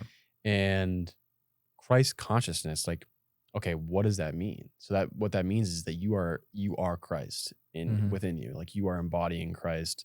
What does that mean? Like, and so ayahuasca allowed me to embody a state of consciousness that was like, so the words that I try to use was like divine, Mhm. You masculine, can't help it. balance. Yeah. Like I felt like the highest form of myself. Yeah. But it was this like confidence that was not egotistical at all. And so that's why I was like, where is this coming from? And like, wow, can I feel this more often? Like, Sure. And another term is like pure spirit. Like you're Mhm. pure, like you are, it's not coming from an ego. And there's nothing wrong with the ego either. There's nothing bad or good about the ego. You have to have an ego. You do have to have an ego. It is yes. necessary. I'm just saying that state of consciousness felt like the ego was totally, or maybe, I don't know. Like I'm still trying to formulate all of this. Well, and it's funny because as you try and examine it, you can't help but bring the ego into it, so it kind of ruins the experience. Yeah, in a way. the ego is trying to explain what was a non-egoistic experience. Yes. So you think, yeah. and then it gets really heady, and you're like, "What am I doing?" Which is to touch back on briefly. You mentioned like you don't have a concrete faith, and and that is kind of the oxymoron, right? Is faith cannot exist with certainty. No faith is concrete. That's why it's faith. You're believing in something that you're unsure of. So what would Gunnar say to that? You would have to ask Gunnar. I would say that to have faith is the belief in something that there is no proof for, right? There will always be questions and uncertainty. So again, this kind of comes back to what we've been talking about, which is integrating the work into the practice, right? You can, go to the gym and lift the weights, but if you get fucked up while you're moving your house, like doing something wrong, right? Mm-hmm. So as you go into the text, as you have ayahuasca experiences, you are creating a stronger bond with God, a stronger bond with spirit. But if you can't bring that into your daily life and lead with love, actually, right? If you cannot have those crises of faith when bad things happen and you say, "Dear God, why?" If you can't do that and still turn toward God instead of away from God, whatever that means to you, then that's where your work is. And that's okay. You just got to recognize it. And it's like, again, I have no spiritual high horse to stand on, right? It's like a little rocking chair pony at the moment. I think that's for like, everybody. Yeah. I know for a fact that there is something higher. And I also know that if you choose not to believe that, you are shoestringing yourself as a human. So why is that? Because having something outside of yourself to believe in is what will lead you past all of the garbage, all of the filth, all of the lowness of behavior, and set you free to realign yourself with something higher, right? In those moments where you feel like there's nothing, if you believe and have faith that there is something, it will propel you forward. It will pull you out of the darkness. Yeah. It will be your self-help books whenever you're depressed. It will be all of those things. Because without faith that there is more, you will give up on some level. And you will expect the worst. And you will create a story in which there is no point. Yeah, I recently had a friend that's in the Bitcoin space. He follows the theory that Ayn Rand Yeah, of yeah. her books are Fountainhead Fountainhead, yeah, Atlas and Shrugged. Atlas Shrugged. Yeah, yeah. And she follows a very libertarian free market, Sure. capitalistic Approach. from an economic approach, but from a philosophical approach, she calls it objectivism. Mm-hmm. And when I stated, because I talked about my podcast with this friend, and Sure. I've been speaking to these conversations, like spiritual higher power stuff. Yeah. And he's like, I don't really, he follows the objectivism Yeah. aspect. And I was like, I intuitively, I feel like that's dangerous, because the objectivism is every human being Mhm. should follow their own self-interest and Mhm. have, privacy rights towards following that self-interest and Yeah. using their rational, like the power of it's really emboldening the strength of the power of the mind within every human being, Sure. which is great. But there is doubt, like I think that's how you say her name, Ayn Rand. She has voiced doubts within the religious realms, so Mhm. faiths, which she grew up, I believe, during World War II, Mhm. and some of her arguments were that men who followed faith, te- essentially, they weren't as results driven compared to men that were like rational self-interest, take action and get Mhm. things done. And that depends on every human being. You can be you can be a man of faith and be like Gunnar. I mean, Yeah. Gunnar gets shit done and he's a man of faith. And then there's other people that are like, I only pray to God and then I do Right. nothing about it. Well, and Like, that's so that brings me to a phrase I like a lot, which is pray like there's a God, act like there isn't. Which maybe said better is well, Jordan Peterson has said, yeah. even if you don't believe in God, Mm-hmm. you should act like there is one. Yeah, absolutely. And to be honest, I think that's good advice. I think it's fantastic advice. And I think I've also been in, for the most part, Sure. certain stages of my life I probably did not. Yeah. But there were certain points in my life where I did adhere to that. And Yeah. then there's others where I think I did forget it. And look, I see both sides. Like I definitely had my own deconstruction and have come out the other side celebrating the existence of God in all of the things that I don't understand, can't comprehend, and never will. Mm-hmm. And I think things like psychedelic experiences can help open you up to what that is for you. Yeah. I think it's a very individualized process. So all of these books that exist, like the Bible, like the Quran, like all of these things, right, are guideposts, are tools, just like psychedelics, just like anything like a self-help book. The difference is it embraces the esoteric beauty of human nature and story. There's so much in the Bible that is just flat out hilarious. There's a point in which I believe these kids make fun of a guy for being bald and God sends a bear to eat them. Like there's a reason that's there. I don't know what the reason is off the top of my head, but I do know that story exists, right? Yeah. And there are things like that. And then there's like beautiful mysteries within the Bible, right? Like whenever they talk about certain other gods, they don't discount that other people pray to these gods. And in some instances, the Hebrew God loses, which implies that the other God won in some way. And so there are allowances for other faiths within the Bible that are very interesting to me. And then overall, the overarching story, right, is like this being came into existence that was both human and God, sacrificed themselves for the greater of all of humanity. And through that, you will find salvation. There's something to that that's very interesting because it's like you take it upon yourself to lay down like all of these resistances, all of these attachments, and try to take in a little bit of spirit to find your own salvation through your life. Mm-hmm. And it is your greatest work, right? Is to be like Christ and find out what that means. I mean, I think there are far worse ways to live your life. Yeah. Now, where we always come back to is like people who think a lot want to be right.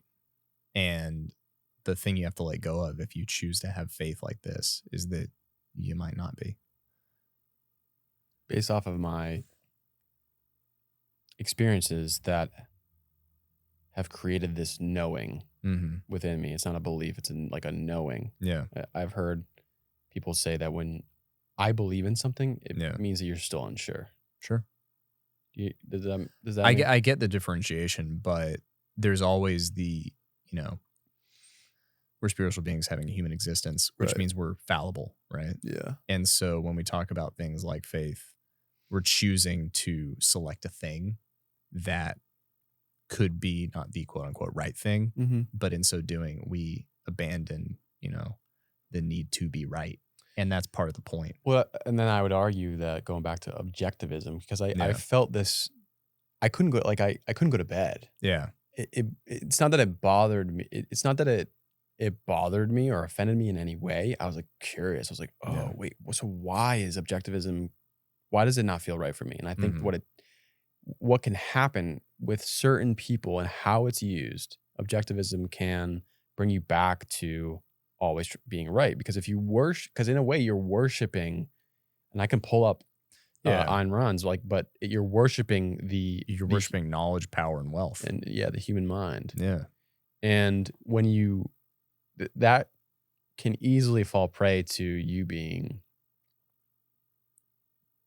can become destructive in a way, because if you believe that with all your heart, instead of something outside of yourself, there's something to it. I mean, objectivism leaves not nearly enough allowance for love, and that's my biggest problem with it personally. I was just gonna say that that's one thing that, and I wrote it in AI ChatGPT. I was like, what are some of the oppositions to objectivism? And it said some of the objections to objectivism, or at least some of the pushbacks or counter arguments, are that it does not have the capacity to empathize and have compassion for other people, because in a way it is against collectivism. Sure. So there's a lack of maybe empathy or compassion, or the ability to,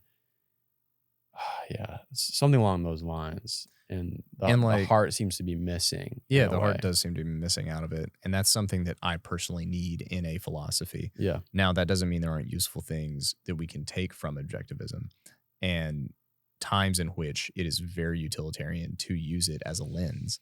But all these things are just lenses that we use to try and communicate better and get on the same page as other people. And if we did not, in fact, need other people, we would have no reason to have language, to have story, to create philosophies around interacting with other people. All of these things require the participation of a collective to exist. Right. Objectivism wouldn't exist if it was one person. Yeah. You know? And I always looked at the Bitcoin, or at least a segment of the Bitcoin culture, which is primarily, if you were to go from a traditional standpoint, it's free market libertarianism in a way. Free market. Smart park. I come from Massachusetts. Just had a little bought my Dunkin' with a Bitcoin today. I smart parked the car over there. Packed the car. But they're pretty against collectivism. Right. And at the same time, it's like, well, how does a collective? How does a community operate? You collectively come together. Yeah. Like, you peacefully interact. The whole point of Bitcoin is to, or money is to peacefully operate through these transactions that is using the technology that is money. Yeah. Look, you call it whatever you want. It's a collective of some kind. Yeah. Because you as a collective agree that this is worth that. Right. Yeah. Right. I mean, collectively, for Bitcoin to work, you need the collective to agree with it. Yeah. You know? So it's like, there's just there's a lack of like seeing the bigger picture. And look, man, there may or may not be spirit and magic in the world, you know, but my world is a lot better because I believe there is. Same. Yeah. I totally agree with that. Just the possibility of believing in things that are, and that in a way is like quantum physics is the study of the unknown. And that in a way is magic. Well, and it's like, you know, I recently did this Costa Rica retreat where I was cooking for everybody. And again, I don't consider myself a Christian, but I pray over every meal, whether I'm consuming it alone or with other people, and chose to, you know, pray out loud. And I did so trying not to invoke like any type of dissonance. And on the last day, I explained why I do it. which is simple. And that is, the theory of observation, right? There's the experiment where they observe these quantum particles and the act of observing them changed an outcome, right? Like everything, if you look into it far enough, it probably ruins the metaphor, but bear with me. Which basically means that your observation, your thoughts can change reality on a quantum level. So when I pray over food, I am consciously, intentionally creating a different pathway for that. I'm creating nourishment on multiple levels rather than just being physical pieces of flesh that I'm masticating to take in for energy. I am hopefully imbuing these things with love, with intention, with the knowledge that this is going to nourish a soul more than just a body. And the act of observing that and creating intention around it absolutely changes on a physical, on a quantum level, how these particles are going to interact with your particles. Yeah. And that is why I do it. Yeah. I've spoken to the same discussion with previous podcast guests. And even if you're not raising the animals, but if you are raising the animals, if you treat those animals with well intention and it matters. There's some type of soul into those animals, and then eventually it's like the Native Americans, like having devotion and prayer as soon as they killed that animal. I mean, look, and you don't have to make a thing of it. It's as simple as the first deer I took, we knelt down and we said thank you. Yeah, man. Because you are taking something, and I think that at the very least you can respect what that means. I think the mindless consumption from experience leads to destruction of your own body, your mind, and the feed. Yeah. The feed. It's funny that you pointed that out, because we get so used to it that you forget what it's called. The feed. It's called the feed. Yeah. Words are important. Yeah. I don't think they're the most important thing, but I do think it's how we capture meaning and translate it to each other in one of the most efficient ways. So whenever I think about things, I often will come to the word themselves. Yeah. Well, man, I knew this was going to happen. What? This conversation was going to flow, and I've been able to see the comparison of taking tons of notes, and rightly so, because some guests have a plethora of information and events and things that have happened that it's better for me to take notes. But when I refer back to my notes constantly, the conversation is different and it's abrupted. Yeah. So there's something to Joe Rogan style. Sure. He never has anything in front of him. He does have Jamie to point out certain pieces of data and stuff like that, which I don't have that right now, which would be nice eventually if we have some type of device that can do that, or whatever, like AI, robot, whatever. But there's something to the conversations that I've had, like with Ty Granzler, with my buddy Chris McIntyre, with my buddy Brandon Blake. Yeah. Those conversations, when they flow and there's no interruption of the exchange of consciousness between each other, are just they feel, at least from my perspective, the quality is much better. Yeah. And part of me is like, I could go through his Instagram, and I did, and I took some notes, and I was like, I'm not using these. I'm also like semi-purposely very vague about everything. Like, I part of me getting over my need for attention is also like, I don't feel like I have to be or look or do a certain thing. Yeah. And I think it facilitates this type of thing. The less preconceived notions you have, the better usually. And I think that goes both ways. Yeah. But I appreciate that. I really enjoy this type of thing. And I don't consider myself like I'm not just like saying this in false humility. Hopefully, maybe I am. I don't know. But like I don't think of myself as like interesting. I don't think of myself as somebody with a lot of value inherently. But the one thing I do think I can bring, one of my superpowers is presence. I think it's easy to just be here with you. And I don't know that everybody has that. Maybe they do, and I'm just aggrandizing something that everybody does. But I genuinely, want to know you. I want to know your answers, and I want to know what you're struggling with and how you're overcoming it. Yeah. And hopefully that gets translated. Yeah, I appreciate the part of the conversation of you asking me questions. And to be honest, looking back, I feel like I rambled a lot, but it's going back to these topics of spirituality and Yeah. personal development. It can be difficult to put a scope out of like going back to the subconscious beliefs that we have. As soon as you say, I'm looking for strength, you're saying to yourself, and people don't realize that you're saying to yourself that you are weak. And I'm trying to get better at putting concepts and words to topics that are difficult to do. So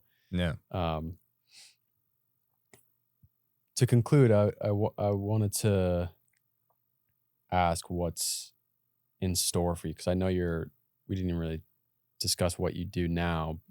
Yeah. You're a freelance copywriter. Yeah, I do a lot of things. Yeah. I cook. I'll try and make this quick. Really, let me just kind of think about how I want to lay this out. I've been a freelance copywriter for a long time. I hung that up for a little bit after the surgery because I was let go from my company after they imploded. So there were like mass layoffs. Okay. Wasn't able to like quickly get back on the horse there. The only thing that kind of was open is a friend of mine had like a bartending gig. So I started doing event bartending, which I cut my teeth on in Los Angeles when I learned how to bartend. Sure. That became a sous chef position at a place called Toshokan. Oh. It's a sushi speakeasy in the top of a private club. Anybody can get in, but it's like a hard to get reservation here in Austin. So over the last 6 months, I've learned how to make sushi. Oh, wow. I've always wanted to, explore the chef world. Like Anthony Bourdain is my hero. Yeah. He embodies, everything that I value in so many ways. And I finally got that opportunity, tried that out. It's been a beautiful experience. I don't know that it's my life path, but it did, help me get through and, pay the bills. Opened up this opportunity to cook for the retreat, which is a life-changing experience that I wouldn't have given up for anything. I'm now the bartender at Toshokan. The bartender left, so I've taken over that position. And I will do that for a little bit. In the meantime, there are a few people I've met in Austin who I'll be working with as a copywriter in the short term, and maybe long term, turning that into more of a integrated coaching position where I help people tell their story in whatever way that means. Sure. Like I said, story is one of the most important things to me. And I don't know that it's something I deserve, but it's something that I'll pursue, is helping people navigate telling their story in the best way they can, whether it's to sell a product that's important to them. We've got so many friends who, like Mike's Mangoes and like all these things like that are really interesting to me, and that I would love to contribute what I can, which is distilling large chunks of information into bite-sized understandable pieces. And that will be kind of what I'm doing on a professional level. Like I said earlier, broke my back a while back, had back surgery. I was going to be competitive in high rocks this, last 2 years, but haven't been able to train it capacity for that. So I've discovered, I might as well make kind of an announcement and, test myself here. I won't tell you the whole scope, but there are several rucking challenges that have been proposed by somebody, and I'll be tackling all of them this year. They start really small. Are you doing the ruck tomorrow? I won't be doing the ruck tomorrow because of work, but on my own, I will be doing, and I'll like invite people who want to join. But I love rucking. The first one's a 15-mile, 35-pound ruck. The second one's 15 miles, 35 pounds. Pretty easy, starts off. Second one is 45 pounds, 17 miles in less than 7 hours. And so I'm going to try and get both of those done as my first challenge, which for me and in my current like kind of physical condition is a good push. Okay. There's a decent chance I'll fail the time frame. Okay. And there will be more of that to come throughout the year that are longer and harder. When and where are you?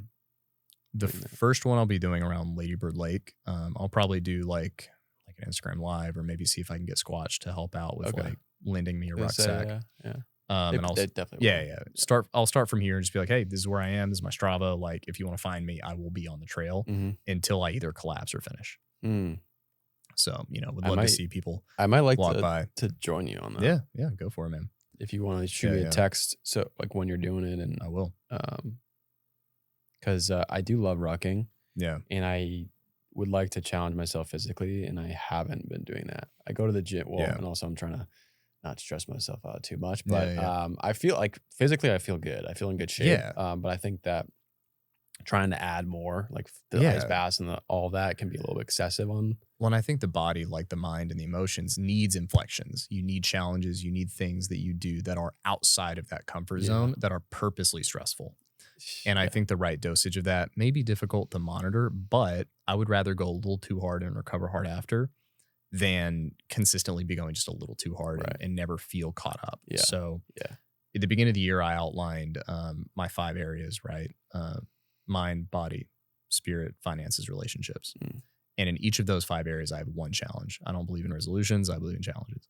So I've outlined some challenges in all of those areas. Financially, the goal is to get out of debt by July, which is a big goal, but it is doable.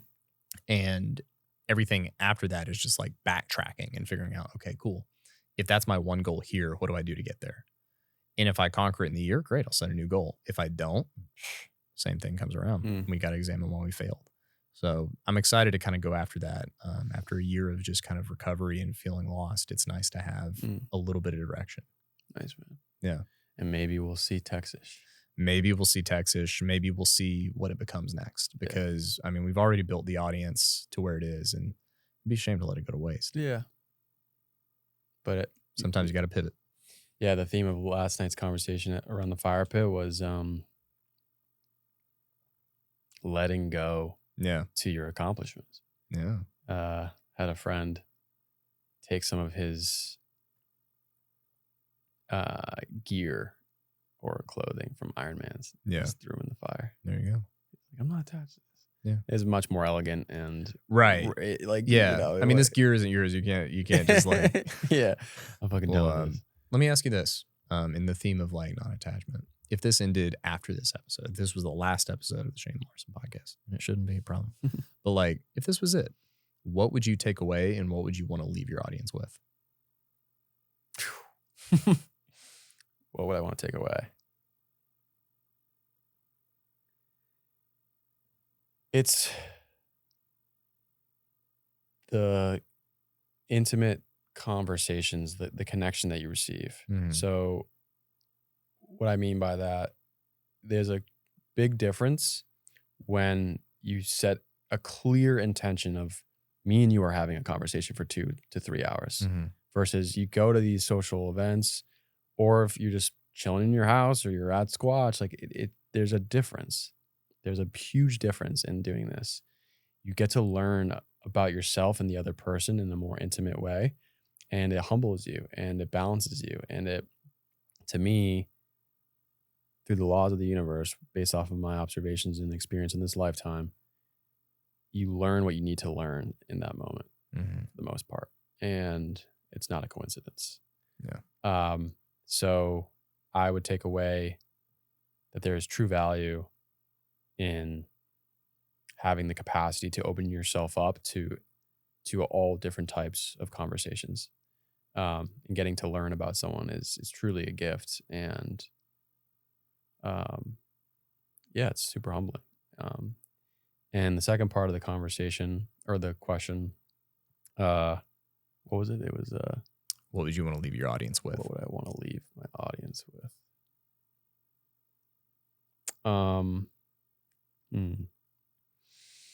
Or even what would you hope they took away?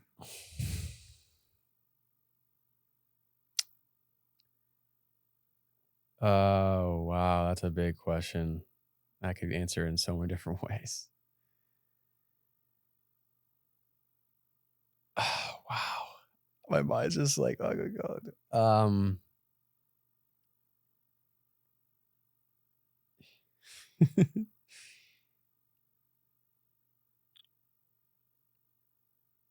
You can do anything that you accomplish. You can accomplish anything that you set your mind on. And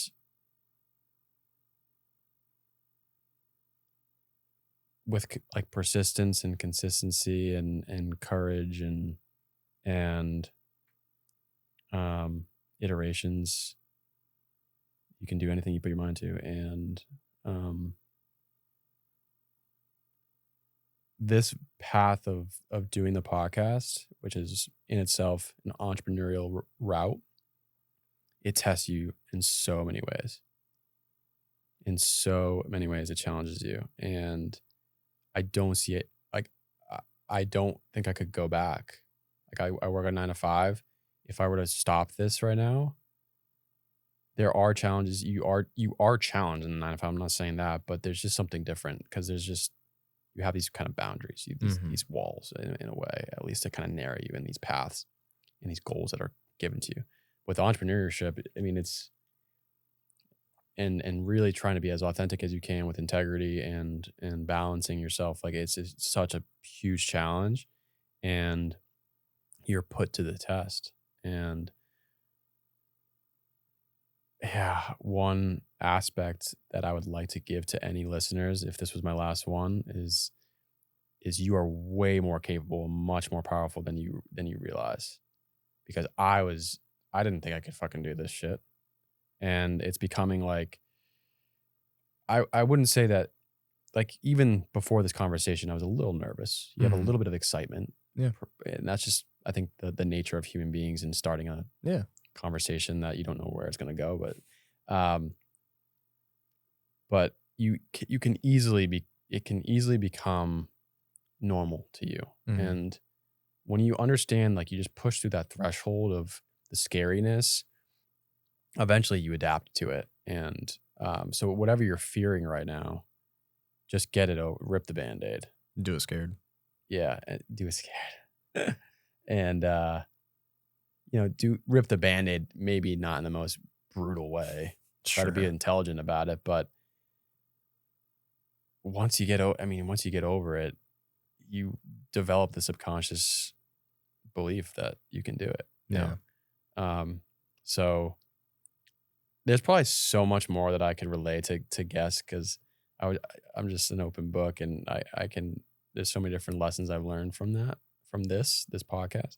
But I think